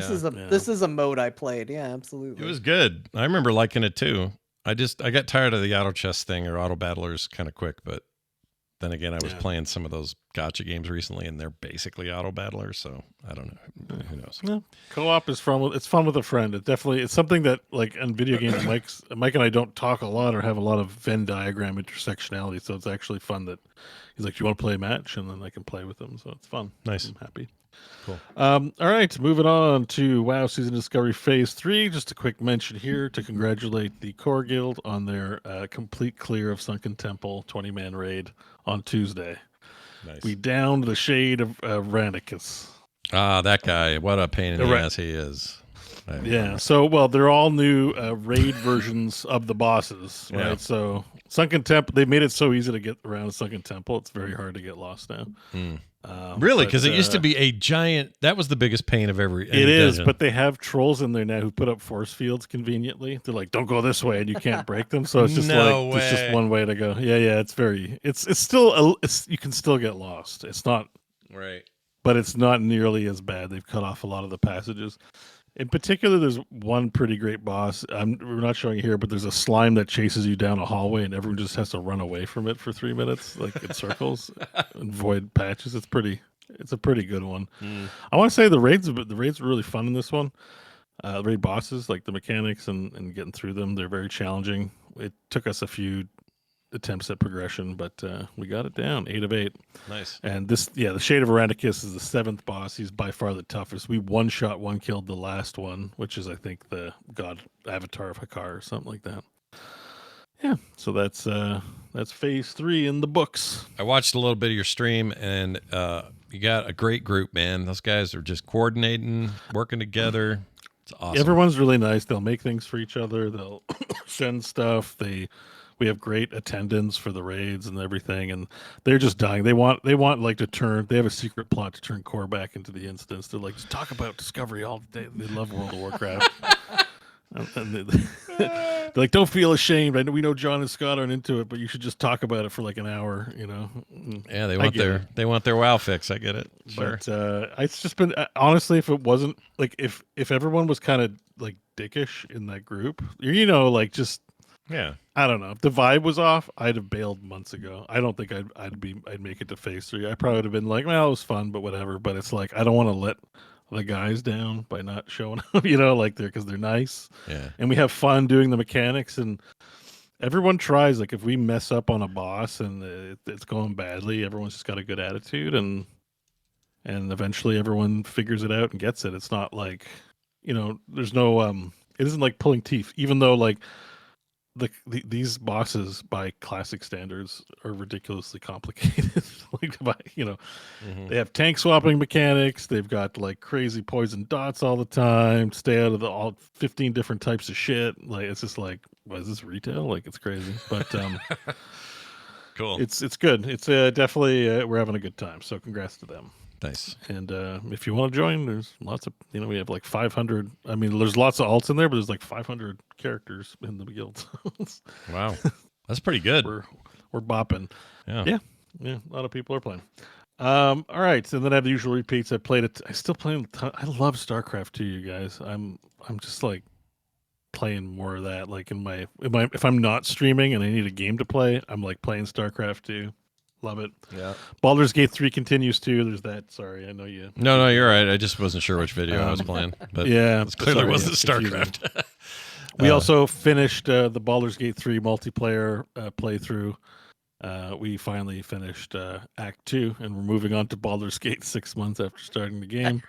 Nice. Yeah, so it was pretty fun. I don't know if you've gotten that far, Scott, but that is a boss we're facing, big skeleton man. I saw this video before. I am not that far. I never got that far. Yeah. One But day. so no spoilers in case you don't want to see anything. But yeah, that's the big skeleton guy, the Avatar of Merkel, Steve Merkel. Yeah. And we're finished there. All right. And lastly, just want to bring up, I haven't played it yet, but I'm 1000% buying and playing this tomorrow when it launches. I've been hyped for a little game called Manor Lords, single dev game. Yeah. And I've just, every day I load up Steam and I'm like, is Manor Lords out? It's like, it's not out. That it's April 26th. Stop looking. But I'm just so... It's got like, single developer Banished vibes. It is a city builder, but it's like full 3D and you can zoom in, zoom out, and it has settlement battles as well. I mean, I'm still not 1000%, but the reviews are good. This is like the most wishlisted game on Steam at the moment. It looks crazy to palpable. Me. Just looks crazy how one guy's making this game. I just don't get it. Yeah, I mean, you might hire some contractors to do a little bit, but it is a single developer, Wild. I think there was an article I saw today, like somewhere that was like, he was asking people who are streaming or reviewing the game, like not to intentionally break it for content. Because he's like, I'm just one guy and it's like kind of embarrassing. It's like, it's a silly thing. He's Streisand affecting it. We all know it, but Sure. Yeah, it's, it looks cool. It's just got really sick vibe to the video and stuff. I can't wait to give it a try. It could, you never know. I might hate it, but tomorrow we find out. So yep, tomorrow's the big day. There was something else I heard about this game. What was it? Oh, you get to do like full on like battle, like Warhammer. What are those called? Like the Rome Total War. Yeah, Total War series. It looks like they have that kind of stuff going on. That's pretty cool. Yeah, there's full on skirmishes. So we'll see. Like I think it's sort of part of the overall game that it's like you have these fictional areas that are territorial control and you'll have more than one city. I don't know, man. It's interesting, but like I said, people are pretty stoked on this game, and it might just have like a really good flavor. It's also coming to PC Game Pass as well, just as for a note there. Oh, yeah, sick. So people will be able to play it for free on there with their sub. So that's right. Very cool. But I'm looking forward to it, so it's one of my more hyped. I can't wait to hear about it. Games. This thing in Vegas I'm going to do, I'm going to be basically gone until next Thursday, and then I come home and do core. Yeah. And by then you'll have played a bunch and all my. I think so. Yeah. I'll get to it maybe before you, but you do have the week. Oh no, you're gone for the full week. I'm gone for the whole busy. week, so I won't even see this till I get back. Oh, make sure to get your ROMs on your Delta. All right, way ahead of you. I got that going. I'm taking my Steam Deck with me. Oh, Steam. Oh, yeah. I don't know if this is Steam Deck verified, but that ZOW game is Steam Deck verified. Yeah, and it runs great on there. I played a bunch of that in bed, and it does a weird thing though that I don't think it needs to do. But at the top and the bottom of that on Steam Deck only, it's got like this decorative border at the bottom. So instead of just a black line for whatever ratio they're using, they make like a fancy little, almost Aztec looking border. But I'm not sure why it's there. And also I have the OLED version of the thing, and it's not good to have stuff that never moves because you can get some burn in with OLED. So I don't know. I don't know what to think about that. Maybe they'll give us an option to remove it. them. Yeah, make it an option. Weird. Great. And that's been my gaming week this week. Congrats again to the Core Guild and WoW. Nice job, guys. We're going to take a break from this business, and we're going to come back in a minute. And when we do, some things. We're going to pick a topic for Dear Martha. We got some other news to cover. There's no BlizzCon this year, for example. We're going to talk about that. Turns out John kind of called it, but we all kind of called it. We all called it, and then we all changed our mind. And then we all switched around. And can I? Well, is it my fault? I feel No. like this is all. No, not your fault. You were a little chat, and it was a little Bo. Yeah, but not chat started the boulder rolling, and then Bo made a hell of a compelling argument. Yeah, you were compelling. Do you have that queued up? Can we listen back since you took the time? John gave me the thing, so I should be able to. Yes, all right. I have the time code. Well, we'll do that after the break. Sorry, we're basically just having the segment. Yeah, now we're talking about it. No, we'll do that here in a second when we come back. All that stuff coming up. Stay tuned. All right. Pun pause video, and I bring back this and say hello. We're back. Okay. All right. Let's do this. We're going right to the Dear Martha. So straight into it. Okay. Dear Martha. Let's see. Let's take a piece of news this time. Or Bo, I did it last time. Do you want to pick a topic for Dear Martha to try to address, or would you rather I do it? I mean, why Transformers is not available? That's not bad. How about Transformers War for Cybertron not being available to everyone today? How about that, Martha? Or Martha's husband? Or just make some good G1 Transformers games, whatever you feel like. All right, I like it. Here goes then. Let's get in there and make that happen. Where's the music? It's right here. Here we go. My dearest Martha, I write to you because once again, a crime has occurred. I read a letter today from our youngest son, Josephiah, who said to me, Papa, there's nothing I like more in this world than seeing a truck turn into a robot. Amen. And then turn back into a truck. Yeah.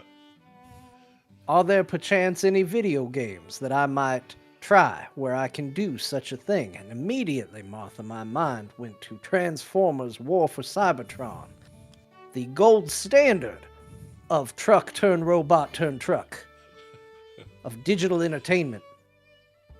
And I told him, son, you need only go to Steam to download this video game. Because we live in a golden age where video games are readily available at the click of a mouse to all. It is truly a great time, not like the dark days where you would have to call New York City to see if they had Mega Man X3 just to fulfill a child's Christmas wish. It's not like that anymore, Martha. Now, video games are readily available. And do you know what he wrote back to me? This was a long exchange over weeks because we used the post office. He said, Father, it is I, Josephiah, your son. I went to Steam, and Cybertron, War for Cybertron was not available. Neither was its sequel, The Fall of Cybertron. I cannot get these video games. I thought this was America. I thought I was out here defending the freedoms of our great nation.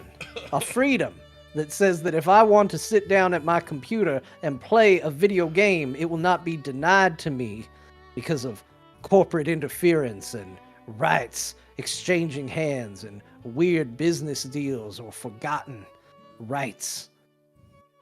This is America, Martha. And this is not the America I'm fighting for. Please send my son, Josephiah, my regards. And tell him that one day, if we fight hard enough, you will be able to play a video game where you can robot truck all you want. Yours in this life and the next. 32.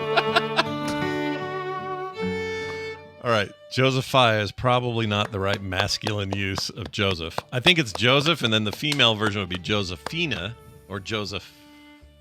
That doesn't matter. Like you can name your kids whatever you want. Yeah, that's true. I think you conflated Jebediah and Joseph. Like Josephiah. I agree. It's fine. I'll allow it. It's totally fine. We'll allow it here in this court today. Nicely done, John, as always. I love those. And now, for news we didn't cover yet. BlizzCon 2024 is not happening. And I originally made a very cocky comment that I called it. But the truth is, it's more complicated than that. I didn't really... Oh, I have a lot of Transformers to scroll through. Hold on. Go back to John's video. Yeah, you do. All right, here it is. Okay, so we found the audio. Do you think... So this is me starting the conversation, and then let's see where this goes. We'll just play a little bit. I think, just speaking of BlizzCon real quick, with everything that happened with the layoffs and just that whole thing, is there a BlizzCon this year? Probably not. They would have announced it by now, I feel like. I feel like we would have heard about it. I don't know that... Was there one last year? I don't know there that there... I think the last one went really well. It did, but it was I right would before consider all the last BlizzCon a rare Blizzard win. Yeah, no, it totally was. But the problem with it was it happened right before the acquisition got finalized. That happened, then all these firings happened. I feel like that all got soured. Yeah. I think people were a lot more sour about the controversy, and they still managed to,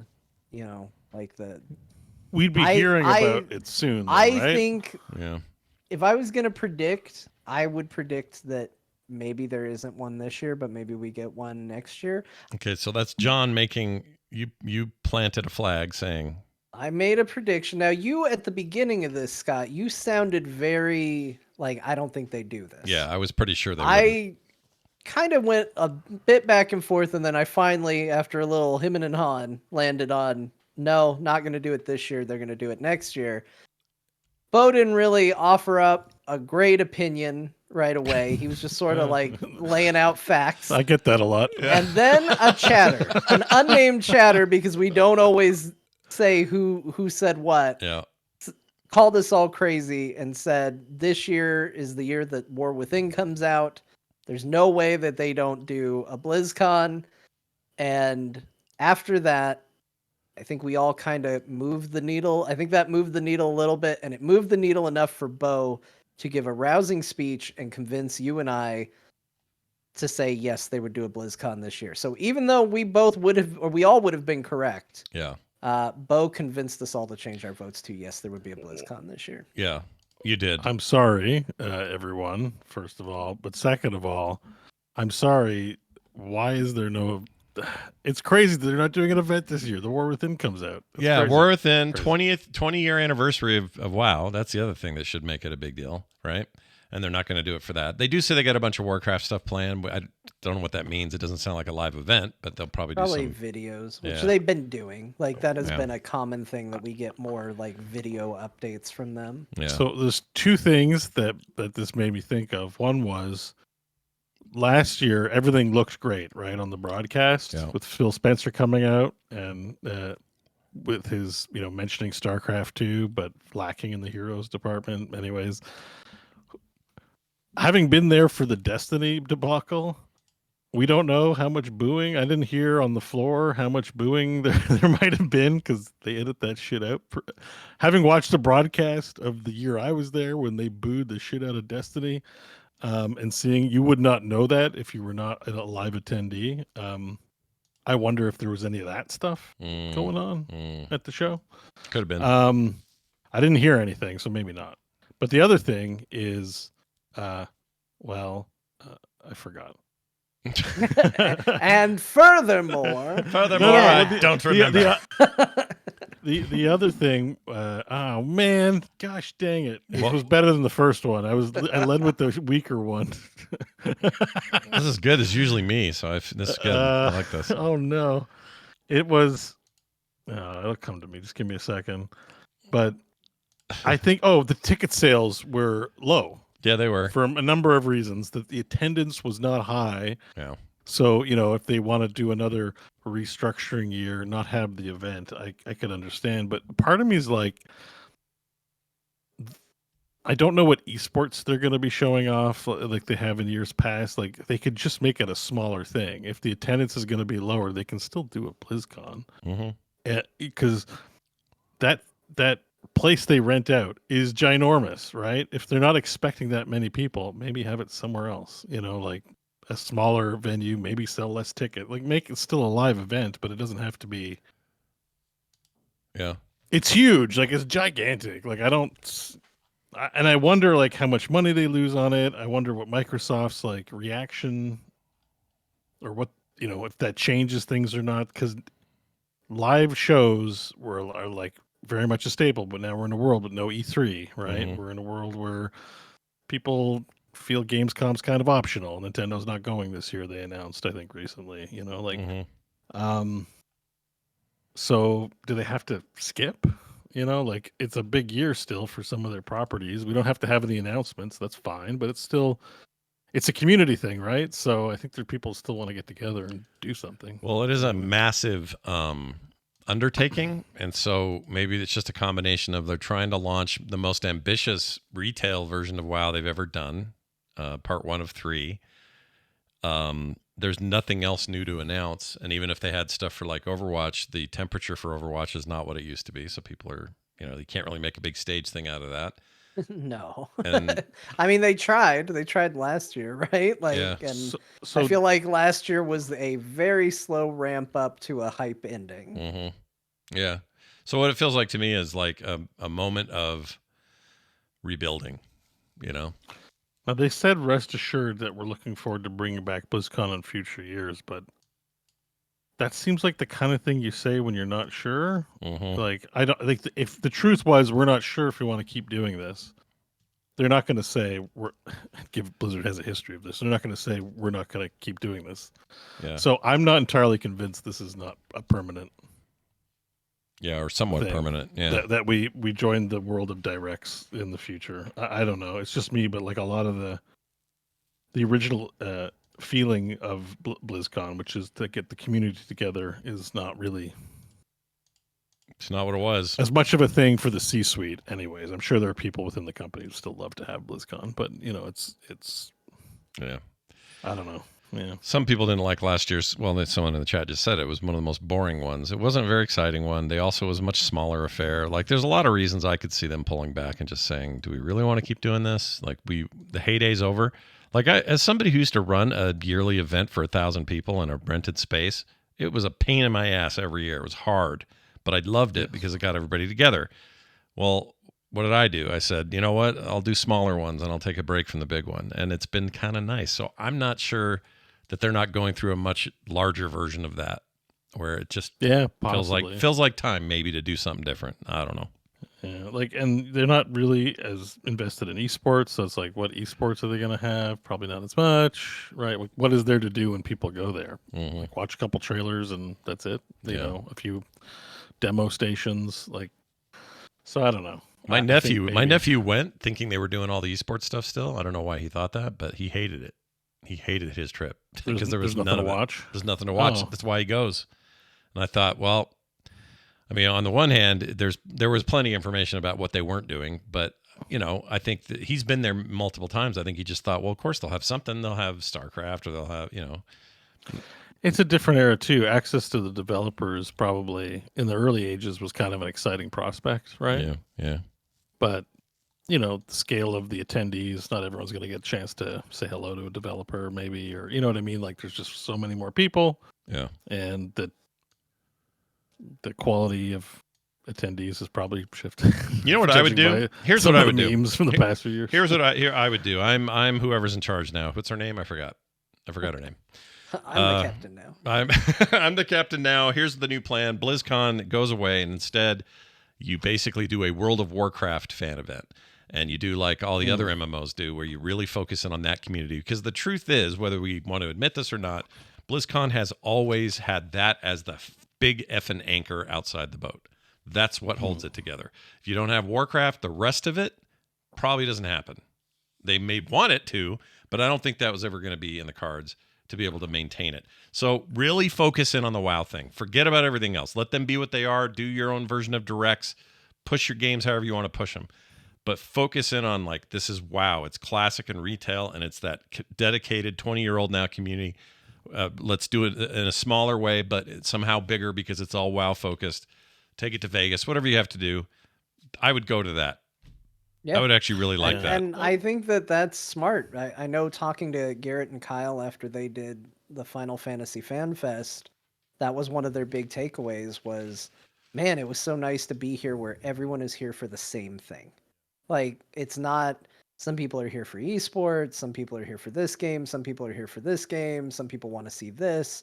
And so you don't get this weird thing where they're like, hey, we're going to talk about World of Warcraft, and you have people going, boo, talk about StarCraft. You know what I mean? Like, and it's not that the WoW people are bad, StarCraft people are bad or whatever, but people are going to go there for different things and have different expectations. And I think setting an expectation of like, hey, this is a celebration of World of Warcraft. That's who we want coming. That's who we want here. You know, let those people all get together and be excited about the game they're into. Like, I think there's merit in that, because when you invite General Blizzard, like that, that kind of, it muddies the waters a little bit. And I think that's why you do see more stuff at BlizzCon where people aren't getting as excited and are maybe having a stronger negative reaction to it, because it's like, well, it's, people are going there with all sorts of expectations and wants and needs. And I think if you narrow that focus, you'll have a better experience overall. Yeah. Plus, you know, when last year was the first time I've ever known where the tickets were still available, like a day before the show. Like that's just seems impossible in the past. Like you go back to like 2011 or 13 or something. They skipped 12, but you go back to one of those years. Happened before, no, right? It never happened. Not even close to happening. Like that stuff's gone, sniped in seconds. And they had to build whole systems around making sure that the thing didn't crash. And they didn't have any of that last year. So I'm sure that played a role. It was also a lot more expensive last year. So I don't know. I don't know. It's probably a money loser to begin with, even with the ticket prices being what they are. Yeah. I mean, I assume somebody internally told me they make money on it, but I don't know how much money and if is it worth it, you know. Well, they probably didn't last year, I guess, at the very least. Yeah. It just depends. When they were at the heyday running all those esports events, like those casters aren't cheap. Flying all the players out isn't cheap. It's pretty expensive to put on, you know. Well, Bo, our next story is mostly for you because I want your take on this. Xbox branded MetaQuest VR headset is on the way. Also, Asus has a ROG VR headset coming. Asus and ROG, sorry. They're all going I tacked that on as well, just as part of the story. Yeah, they're all based on Meta's OS, which is called Horizon, which they are going to start licensing. It's originally based on some open source stuff, but it's now a licensable. I think it's based on Android. It is, yeah. Originally Android, which was originally based on Linux. It all kind of goes back to that. Sure. But this idea is a little bit like what it's kind of the Android model. It's also the Microsoft Windows model of let's make an OS for lots of machines, and you just license us an OEM price this version of the OS, and you put it on your computer, and bam, you're good. So it's this model, right? And I think it's a brilliant idea. The one thing people haven't been talking about, like with Android, if you license actual Google Android, not the forked stuff that everybody, is open source, but like actual Google Android, part of that requirement or part of the deal is you have to use the Google Play Store. That's the deal. So that's the store it uses. They all use it. Doesn't matter what brand phone it is. They all go to the Google Play Store. Will be true of Horizon as well. They all go to the Meta Store, no matter who's making the headset. So what do you think? Do you think that's probably a good thing, right? We get a little competition out there, some hardware competition. price I think competition. I think this is great. I think the story always still is VR a fad? Like it's still up in the air. It really looks that way. You see the reports that I think I saw one today where like last quarter the Meta Reality Labs spent 4.4 billion and made 400 million. Somehow, and you read that and you go like, as a surface read, you go like, oh shit, that's terrible. But I think, for better for worse, I'm not, a Mark Zuckerberg stan or whatever, but for better for worse, he's playing a long game with this thing. Like whether that fails or succeeds, he seems to think it'll succeed. But there was one bit of information that's like, I think like they've sold like 20 million headsets or something like that. Like they've decent number. They keep pace with Xbox. They're keeping pace with Xbox, this generation's Xbox, in terms of install base. So that's like a lot of people with headsets. I think they're just waiting for something exciting. And I like, because I've had this conversation in my chat with people. It's like Half-Life Alyx still is the premier thing to try. It's still a little obtuse to get to it, right? You got to plug it into your computer and play it off of Steam. So it isn't the best, but like to me, that's still the gold standard of a front to back complete video game. Even though there's great experiences on it, there always feel a little incomplete, a little we're testing things out, or a little just too limited in scope, more indie game style, which is fine. But you need that Grand Theft Auto. Like, Rockstar games fulfill an important role. Bethesda games fulfill an important role. They're system sellers. They're big movers. And we really need that. And while we wait for that, I think the plan is for Meta to just continue getting headsets everywhere. So when that big payday hits, we've got as many headsets in homes as possible. Yeah, and in this Microsoft case, the one that Zuckerberg claims to have tested is a Xbox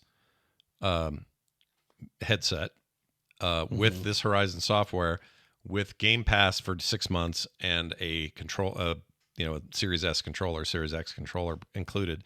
It's a pretty good little bundle there. That's not bad, Yeah, and the price is right for these kinds of things. Like, a lot of hay was made about Apple being very expensive. It's true. Like that's the one thing holding the Apple back. It seems like they've put production on hold on that thing. You tried it, so it's amazing. I actually was curious to hear, because by all accounts, it's a great headset. It's just there's nothing to really do in it apart from productivity. Yeah, it's a productivity device. It does, you can play. There's stuff you can do that is game adjacent, but it's not really made for that. And I could see how, like, my brother-in-law uses it as a like a multi-screen productive tool, and he freaking loves it. But he's also got some, good expendable cash, and that price didn't bother him. That price is like, if you're going into it with that idea, like, oh, I'm going to get it as a productivity tool, then the price suddenly seems a lot less crazy, because maybe that's what you spend on a server at your office or a new computer over here or there. So it's not that crazy. But if you're like, well, I'm getting it to have some VR experiences, and you want me to pay $3,500, and really there's not that much VR happening, why would I buy this? Like, they definitely have a message problem. They're going to have to deal with enterprise problem. I'm a little sad about it, because rising tide raises all ships. Like, as much as maybe I'm a little critical about the Apple product, it would be nice to see it find its audience and succeed, because then that brings us closer to the kind of experience that we need to get to. The good news is they have the money and the time to do that, and they don't, even if this thing is, like, by their number projections, a failure so far, but Apple doesn't just say, well, that's it, we're hanging it up. What they usually do is a smaller, more lighter, longer battery life version will ship, and that time it's $1,500. And then now there's one called the C, and that one is $800, and everybody can get that. Like they always do this. They start with the big one, they lead with it, and then they go down. And the other thing that's happening too with the VR headset is I think the audience for it skews younger for the most part. Like, I don't have data to back that up, but like when I log into online spaces, whether it's Horizons or VR Chat or Among Us VR, there's always kids like is always like you can just tell there's like swearing, being shitty, like it's almost like Xbox Live era stuff. And it makes me think when I see that, I'm like, oh, there's a bunch of kids right now who don't have a lot of voice to say like these are awesome, I want these experiences, but in 5 or 10 years when they grow up and get into developing or have ideas, or it'll be more of a mainstream thing because the kids are getting into it, Right. Because the way this is priced like expensive gift, like not some, you're not always going to spend hundreds of dollars on your kid, but every now and then you're going to get something nice for the family or something nice there, and it's like a unique enough gift where you buy someone a console, they've had a console 20 times maybe, or it's but a VR headset's like, ooh, there's a novelty factor that does actually resonate, I think. There's still parents going to Costco and buying a discounted Quest 2 and giving it to their kid because it was only $195, and Yeah. So there's a lot of stuff like that. So that's where Mark is just insisting, and I think these partnerships are good for that goal. Like if it's going to become a mainstream device, then we need to get them everywhere, and then when that big thing happens, it'll be. I'll be ready. You'll be ready. Like you have a Quest 2. John will be the only one left out. He'll be the holdout. That's right. He'll be the holdout. Right. Oh no, you've got a PS2 VR at the parents' place, right? No, they never got one. Oh, they didn't. They get never got one. No, because they were relying on me to give them a recommendation. And let me tell you, if you need me to be your advocate for VR, you will not end up with a VR headset. You are barking up the wrong fence. The John. PS2 VR is being opened up for PC use too. I think we might have covered that already. Yeah, we talked about it. But that's also a positive as well. I don't know. I think things are tending in a positive direction, but we really do need some kick-ass games. By the way, speaking of Fallout 4, I noticed Fallout 4 VR didn't get the super special We Have a TV show update. Interesting. And they're selling it for $80. Like, Wow.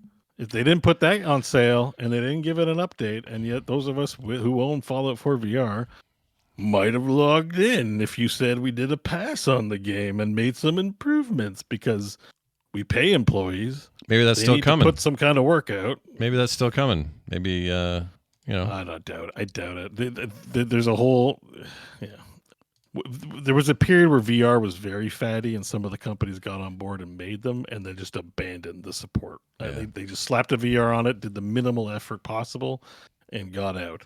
Yeah. I'd love it if they would touch up Borderlands 2 VR, for example, or put 3 on, but I think they paid 2 guys to do it who were really insistent on it, and then they were like, "Yeah, we need you on real projects," and took them off. So it's unfortunate, man, but we really need big, solid games. I wish my wish of wishes is I just want CD Projekt Red to siphon off a handful of people and port Cyberpunk 2077 to a proper full VR supported. Yeah, not some mod thing, but like a real. The mod's okay, but like, come on, guys, like.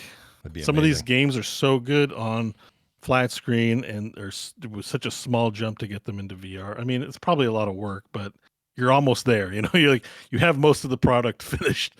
Just VR it, please. Yep. So, John, here's one for you. Koji Fox says he suspects Yoshi P is, quote, done with dark fantasy after Final Fantasy 16.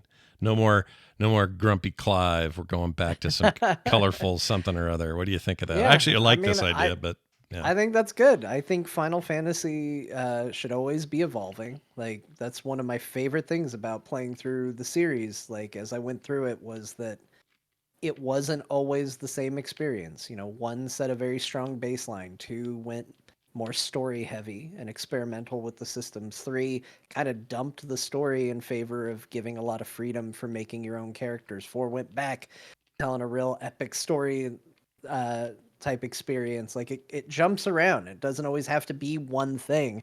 And you get up to 6 and all of a sudden 6 is like, let's talk about depression. Yeah. Like, oh my gosh, like this is a Super NES game that's going to get real deep on, emotions and stuff like that. Yeah. I think that's great for the game. I don't blame him for immediately going from 16 to going, you know what, I want to do more lighthearted fare. And maybe that's reflected in 14's decision to do the, what we always call the vacation expansion, although there's plenty of evidence to support that it's not going to just be a summer vacation. but that is certainly what it is initially being billed as. Is like, oh, you're gonna go on a crazy, fun summer excursion, have a good time, and I'm sure it will turn into something bigger and more from there. But I would say maybe another interesting part of this quote. I'll read the full quote from what Games Radar reported, Okay. which was, I look over at Yoshi P every now and then, and you can kind of tell he as well is like, I am done with dark fantasy. I want to do something light again. So I have a feeling that whatever project I get put on next, there's going to be this paradigm shift in that direction again. And what's interesting about that is that does not say Final Fantasy XIV is going to be going light. That says whatever project I'm put on next. So could be that they're going to be making another game in conjunction with, continuing 14, of course. But Right. We'll have to see. But it sounds like it's going to be a more lighthearted story, which I'm 100% fine with. Like I said, you got to keep it evolving. You got to keep it changing. I wouldn't want them to go from the dark Game of Thrones style Final Fantasy and go, can we go darker? Yeah. And there's even, I will say, one funny thing is, so they did that crossover where you could meet Clive in Final Fantasy 14. And there's a part where he sits down and he remembers the events of the prologue. Yeah. And he tells your character about it. And he's sitting there, recounting what happens in that game to your character. And it cuts to your character while he's telling the story, you and everybody he's telling this to, and they're all kind of like this. Like their mouths all kind of drop open, like, what the hell is going on in your world, man? Your world sounds rough. Yeah. So I think that that also is leaning into the let's lighten things up a little bit. It's like going from, say, 8 to 10, or from 10 to 12. Like 11 was an MMO, but they already do this. They've been doing this forever. The shift in tone, location, sci-fi versus fantasy, a mix of the two. Like, that's what they're good at. So, there's a reason that dude's been put in charge, and they trust him with the keys. So let him do what he wants. I'm excited for whatever's next. Samus was planned for Fortnite, and then Nintendo wanted it to be a platform exclusive to Nintendo only, like on the Switch, and it fell through, and now that'll never happen. So no Samus in Fortnite. It's a bummer. Yeah, I thought it'd be interesting news for John because he enjoys his Fortnite. No, I actually read this too. Yeah, and it also says a lot about Nintendo that they're willing to share their characters, but not on other consoles. You know what I mean? Like that seems to be what the exact line was. It was like, oh yeah, we'd love for our characters to be in Fortnite, running around shooting guns and stuff. That sounds great. Oh, you want people to be able to do that on Xbox and PlayStation? Absolutely not. We're not going to work with this stuff. It feels like it was 4 to 5 years ago with stuff like was it Soul Calibur 2, I guess, had Zelda or had Link in theirs. Yeah. GameCube version had Link, and then the Xbox had Spawn, I think, or maybe that was Sony. And PlayStation had Heihachi. Oh, Heihachi, that was it. Yeah. And that made sense in that era to not mix them, right? But I remember at the time going, oh, I wish all 3 of these were on my GameCube. That'd be cool. But that was never going to happen. They're the same as they've ever been. This is just Nintendo being Nintendo. So yeah, they need some young people in there with some young people ideas. I feel like it's old farts in the company that they're just stuck. Like it's boomer time. Yeah. Because they could just do that whole like subscription model for their old games. They could just put that on Steam. Yeah. I guess call it Gabe and be like, hey, we just want to make our games available. We're going to charge a premium. Mm-hmm. Gabe would be like, yeah, hell yeah, let's get them on here. Yeah. Like, or just make a Nintendo app. I am notorious for not liking to have a ton of storefronts. I would probably install a Nintendo. I absolutely would. I'd subscribe to a service. And we always get a little bit of flack when we play very coy and we're like, oh, I'm going to go copy over my ROMs from my legally owned. People are always like, I can't believe you guys will just so blatantly advocate piracy. You know what? If Nintendo would make it a little easier and a little more forthcoming with their back catalog of video games, I wouldn't do it. And the I service don't they have now do is it because I right. like not giving Nintendo money. I do it because they make it a pain in the ass to do it. It's Yeah. the same thing with the music industry and Napster back in the day. Like, will people still pirate things if you make it easier to access? Yes, but not everybody. A lot of people don't pirate these things because they just don't want to spend the money on it. They do it because they don't have readily available access to it. And that's exactly how I feel about Nintendo games. And that's why I don't care copying my data files from my legally bought Nintendo games. Most of these games, in fact, I'll probably say likely all of them, I did own at one point. Yeah. So I think Nintendo needs to get off their high horse, stop having lawyers go after people, and actually make some freaking money. I know they're not exactly hurting for it, but I would gladly give it to you if you'd make life just a little simpler to do so. Yeah, and don't write in going, well, that's what the Nintendo Online thing is. They give you games there. That thing is so weird. There are games. There are good ones in there for sure. But the way they dole them out is like, what's under this little bow and package thing? It's like opening cards. You don't know what you're going to get that month. So you click it and it goes, oh, I got Rhaegar. Cool. You know what I'd really like? All the old, whatever it is we want. Like, give me a back catalog Nintendo service. And you I'd still pay only for get it it in tomorrow. their backyard. I also would like it on PC or, other places. Yeah. I don't want to have to dig out my Switch and dust it off every time I want to play a Nintendo game. Yeah. They're And Amen, before brother. anybody goes like, but that's just you should have to play Nintendo on it. No, because nobody else is doing that. Nintendo is the only ones doing it. It's not how video games work anymore. yeah. Yep. I'm playing Delta right now. It's enjoyable. It's good, right? Yep, it's a smooth ass emulator. Holy crap! Do you got It's so you have good. you getting the feedback on the screen? You get a little bzz, bzz, bzz. No, I don't have haptics turned on, Oh. but it's okay. I'm gonna get my backbone for this. I think Yeah. it's not. The haptics I are don't- surprisingly good, but yeah, Backbone or another controller. I actually had this. I had it up running on a iPad Pro with just an Xbox Bluetooth controller, and it ran wonderfully, full screen. It was great. Anyway, it's a very nice little deal. Okay, that's it for news. We're gonna do some correspondence now. That's a good question. We got this here phone call from Dylan in California regarding gotcha games, and we'll hear what he has to say. Hey, Core Boys. This is Dylan from cold, wet, rainy Nova Scotia, Canada. Nova Canada. Scotia. This Oh, is, hello there. Not with regards to Scott's current foray into the gotcha game genre with AFK Journey, I gotta say, it is hilarious that I haven't been able to escape the AFK Journey ads for the better part of 3 weeks. And when I go to my safe haven of gaming, being you guys, I find out that sickness has spilled into this show as well. I'm joking, obviously. I mean, no shade, Scott. We all like what we like, man. And sometimes you just need your gotcha fill. I've been there. But I found that pretty funny to stumble upon when I listened to last week's episode. Anyway, I love you guys. Keep up the good work. Bye. I even have the game installed, and every time I go to Facebook, Oh yeah, Or how is whatever. your AFK journey going? I get in there, I go in, and I cash out the AFK part, and then I don't want to do any of the rest, and I go away. So I literally go This- in, get the money, get out. That's it. Poor man Yeah. dodged advertisements, fought the good fight, did everything he could, and then you served it up to him right at his front door. Yep. I did. I'll take the heat on this.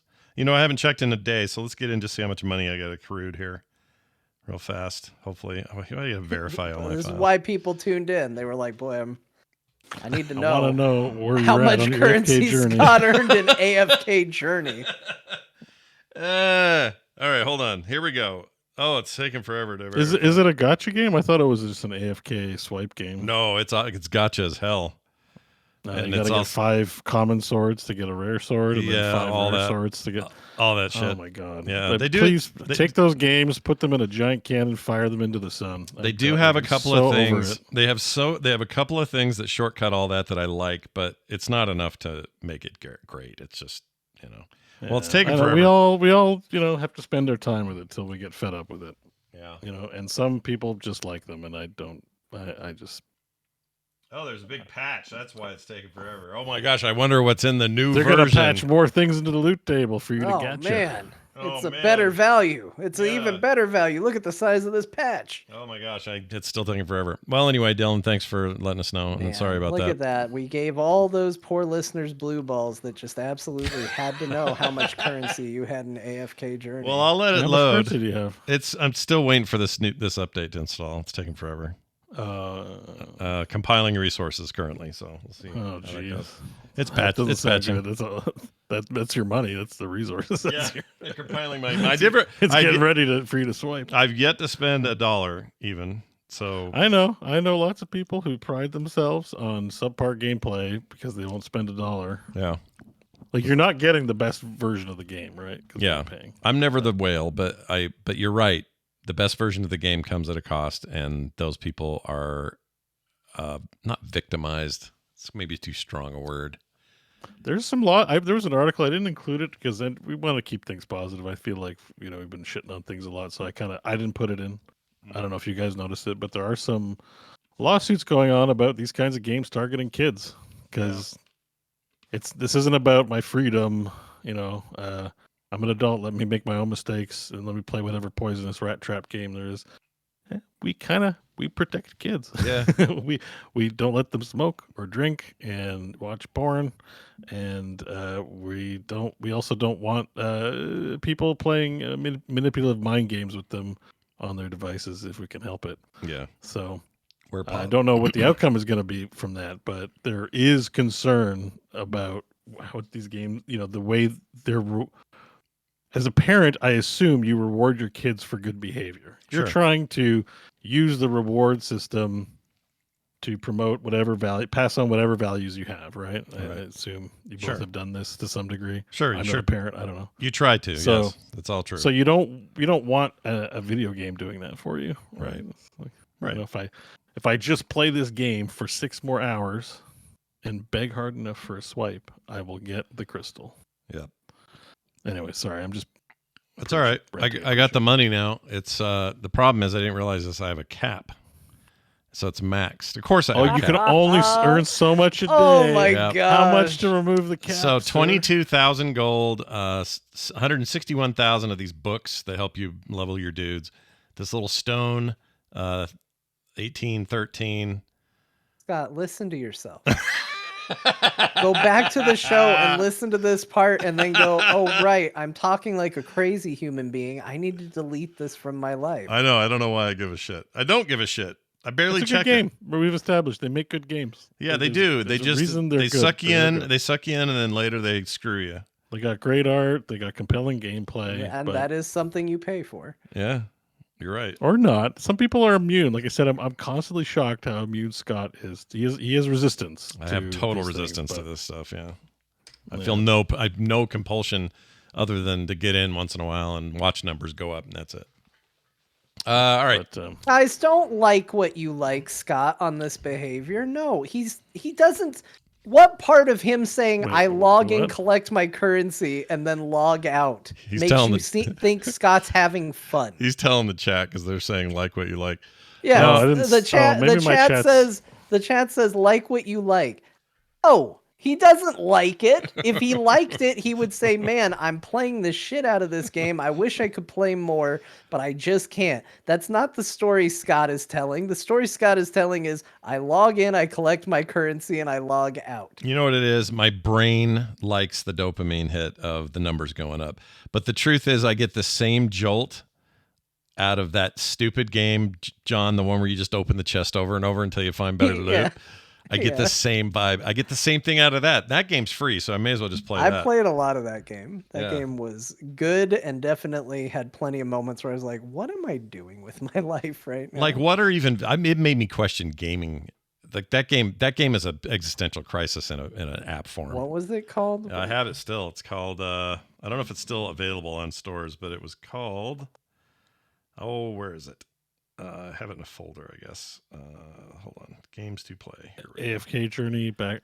Oh, here it is. Amazing Epic Loot. Backpacks. It's just called Amazing Loot. Yep, And, amazing loot. I played it. Yeah. And it's this thing where Amazing Loot Grind. And it is that. And you play this game and you just keep hitting this chest over and over. And it keeps pooping out new items. And Yeah, sometimes it's they're a good, and game where you sometimes they're right not. click the boss after a raid, and it's nothing but the right click after a raid. Yep. Like over That's and over and over interesting. again. There's no fighting. You don't use the loot for anything. Well, you equip it, just- so you try to improve because you have all this. You have this grid up top that is like your helm, your swords, your weapons, your rings, and everything, like you would with a character. Mine's a male warrior. I'm loot level 11,074. And you got purple. You know, you have color grades, so it's like Diablo or whatever. And if something loots and it's worse than what you have, you just sell it. If you like it, you loot. You equip it. And there used to be a thing in here where if you watched an ad, it would give you a better percentage chance of better loot for like a minute or something.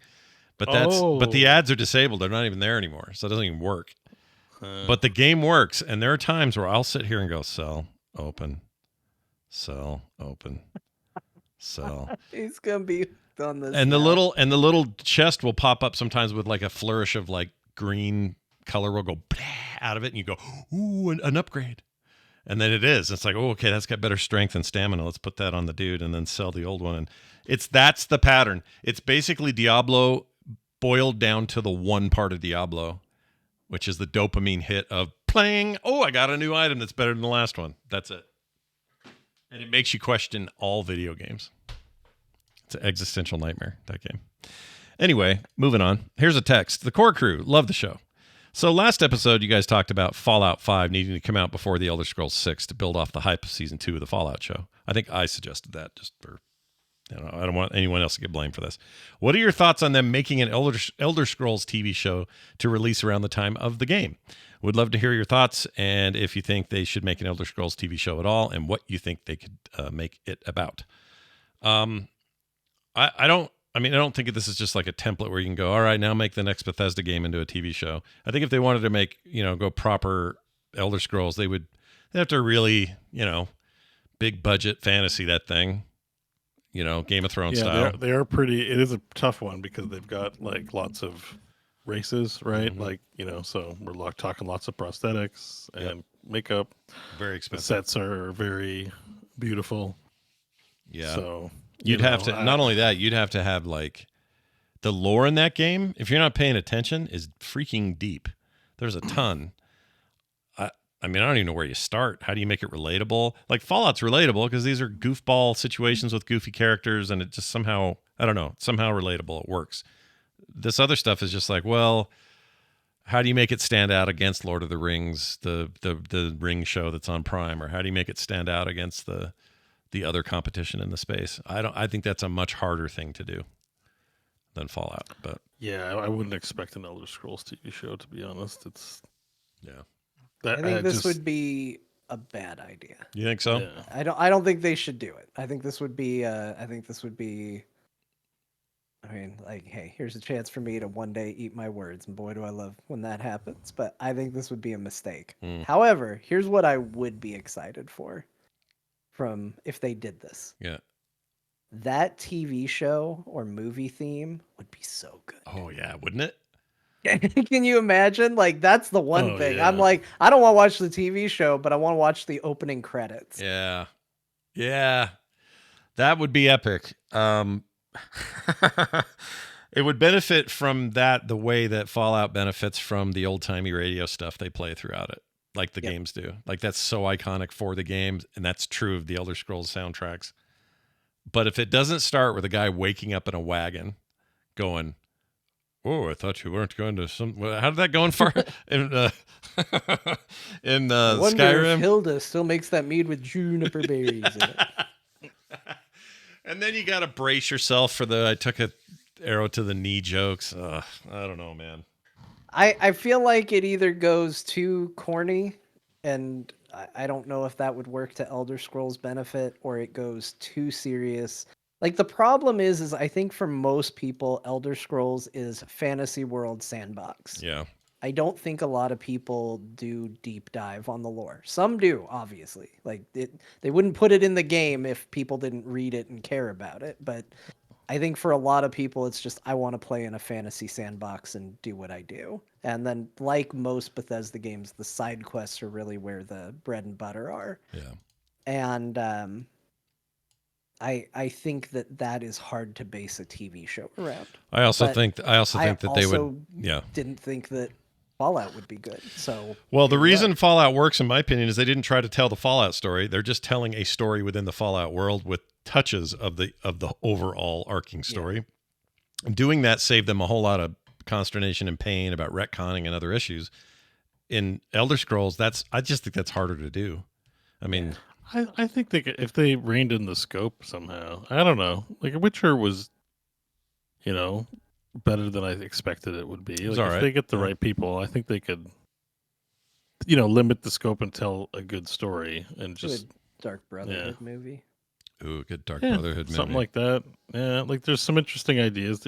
That world that's a painting, that'd be cool if somebody found that in a TV show as part of the adventure. Sure. Dungeons are pretty cool. You could do a dungeon crawl show. That's still, we don't get good, like Romancing the Stone or Indiana Jones. Like we don't have any, no one makes actual good dungeon crawl films anymore. Like, yeah. so there's lots of great dungeons to crawl in Skyrim. Like just make the show like a bunch of village boys like decide they're gonna go spelunking and I mean, the D&D find movie, weird traps. D&D movie was kind of a dungeon crawl, but you didn't like that one. That was It's not not a your... dungeon. No, there's no dungeon in that one. Sure, there was. Down there with the fat dragon and It the. was there was a Jumanji fat in a dragon. fantasy world. That will upset no one. I didn't like the Dungeons and Dragons movie. I thought it was lazy and terrible. Sorry. I want another It's not one. good. I thought it was great. But that's okay. That's what people like about the show. Nobody can agree on the Dungeons and Dragons movie on the show. All right. That's it for your texts and your voicemails and your whatnots. It's time to thank some patrons who joined us this week. We got brand new patrons at patreon.com/core show. Hawk Zero joined us. Cool name. Musty Fiend. Cool name, but I worry about you.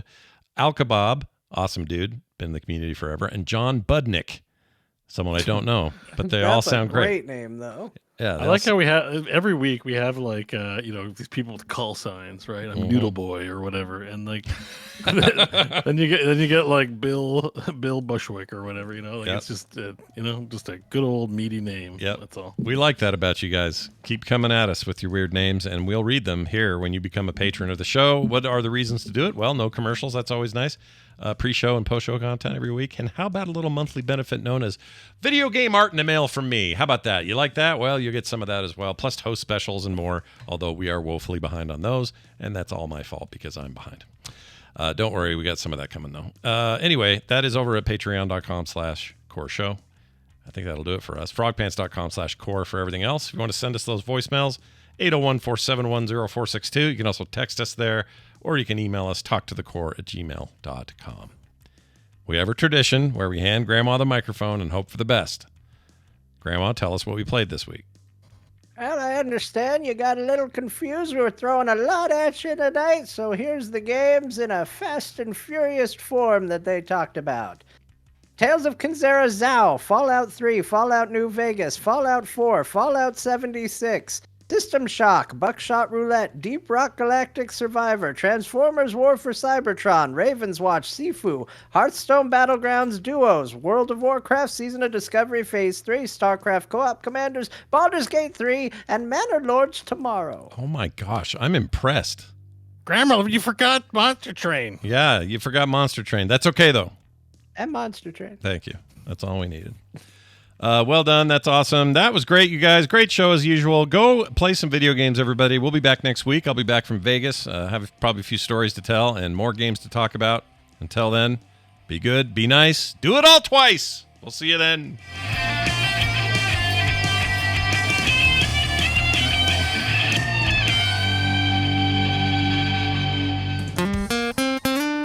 Get more at frogpants.com. I see now. I see now.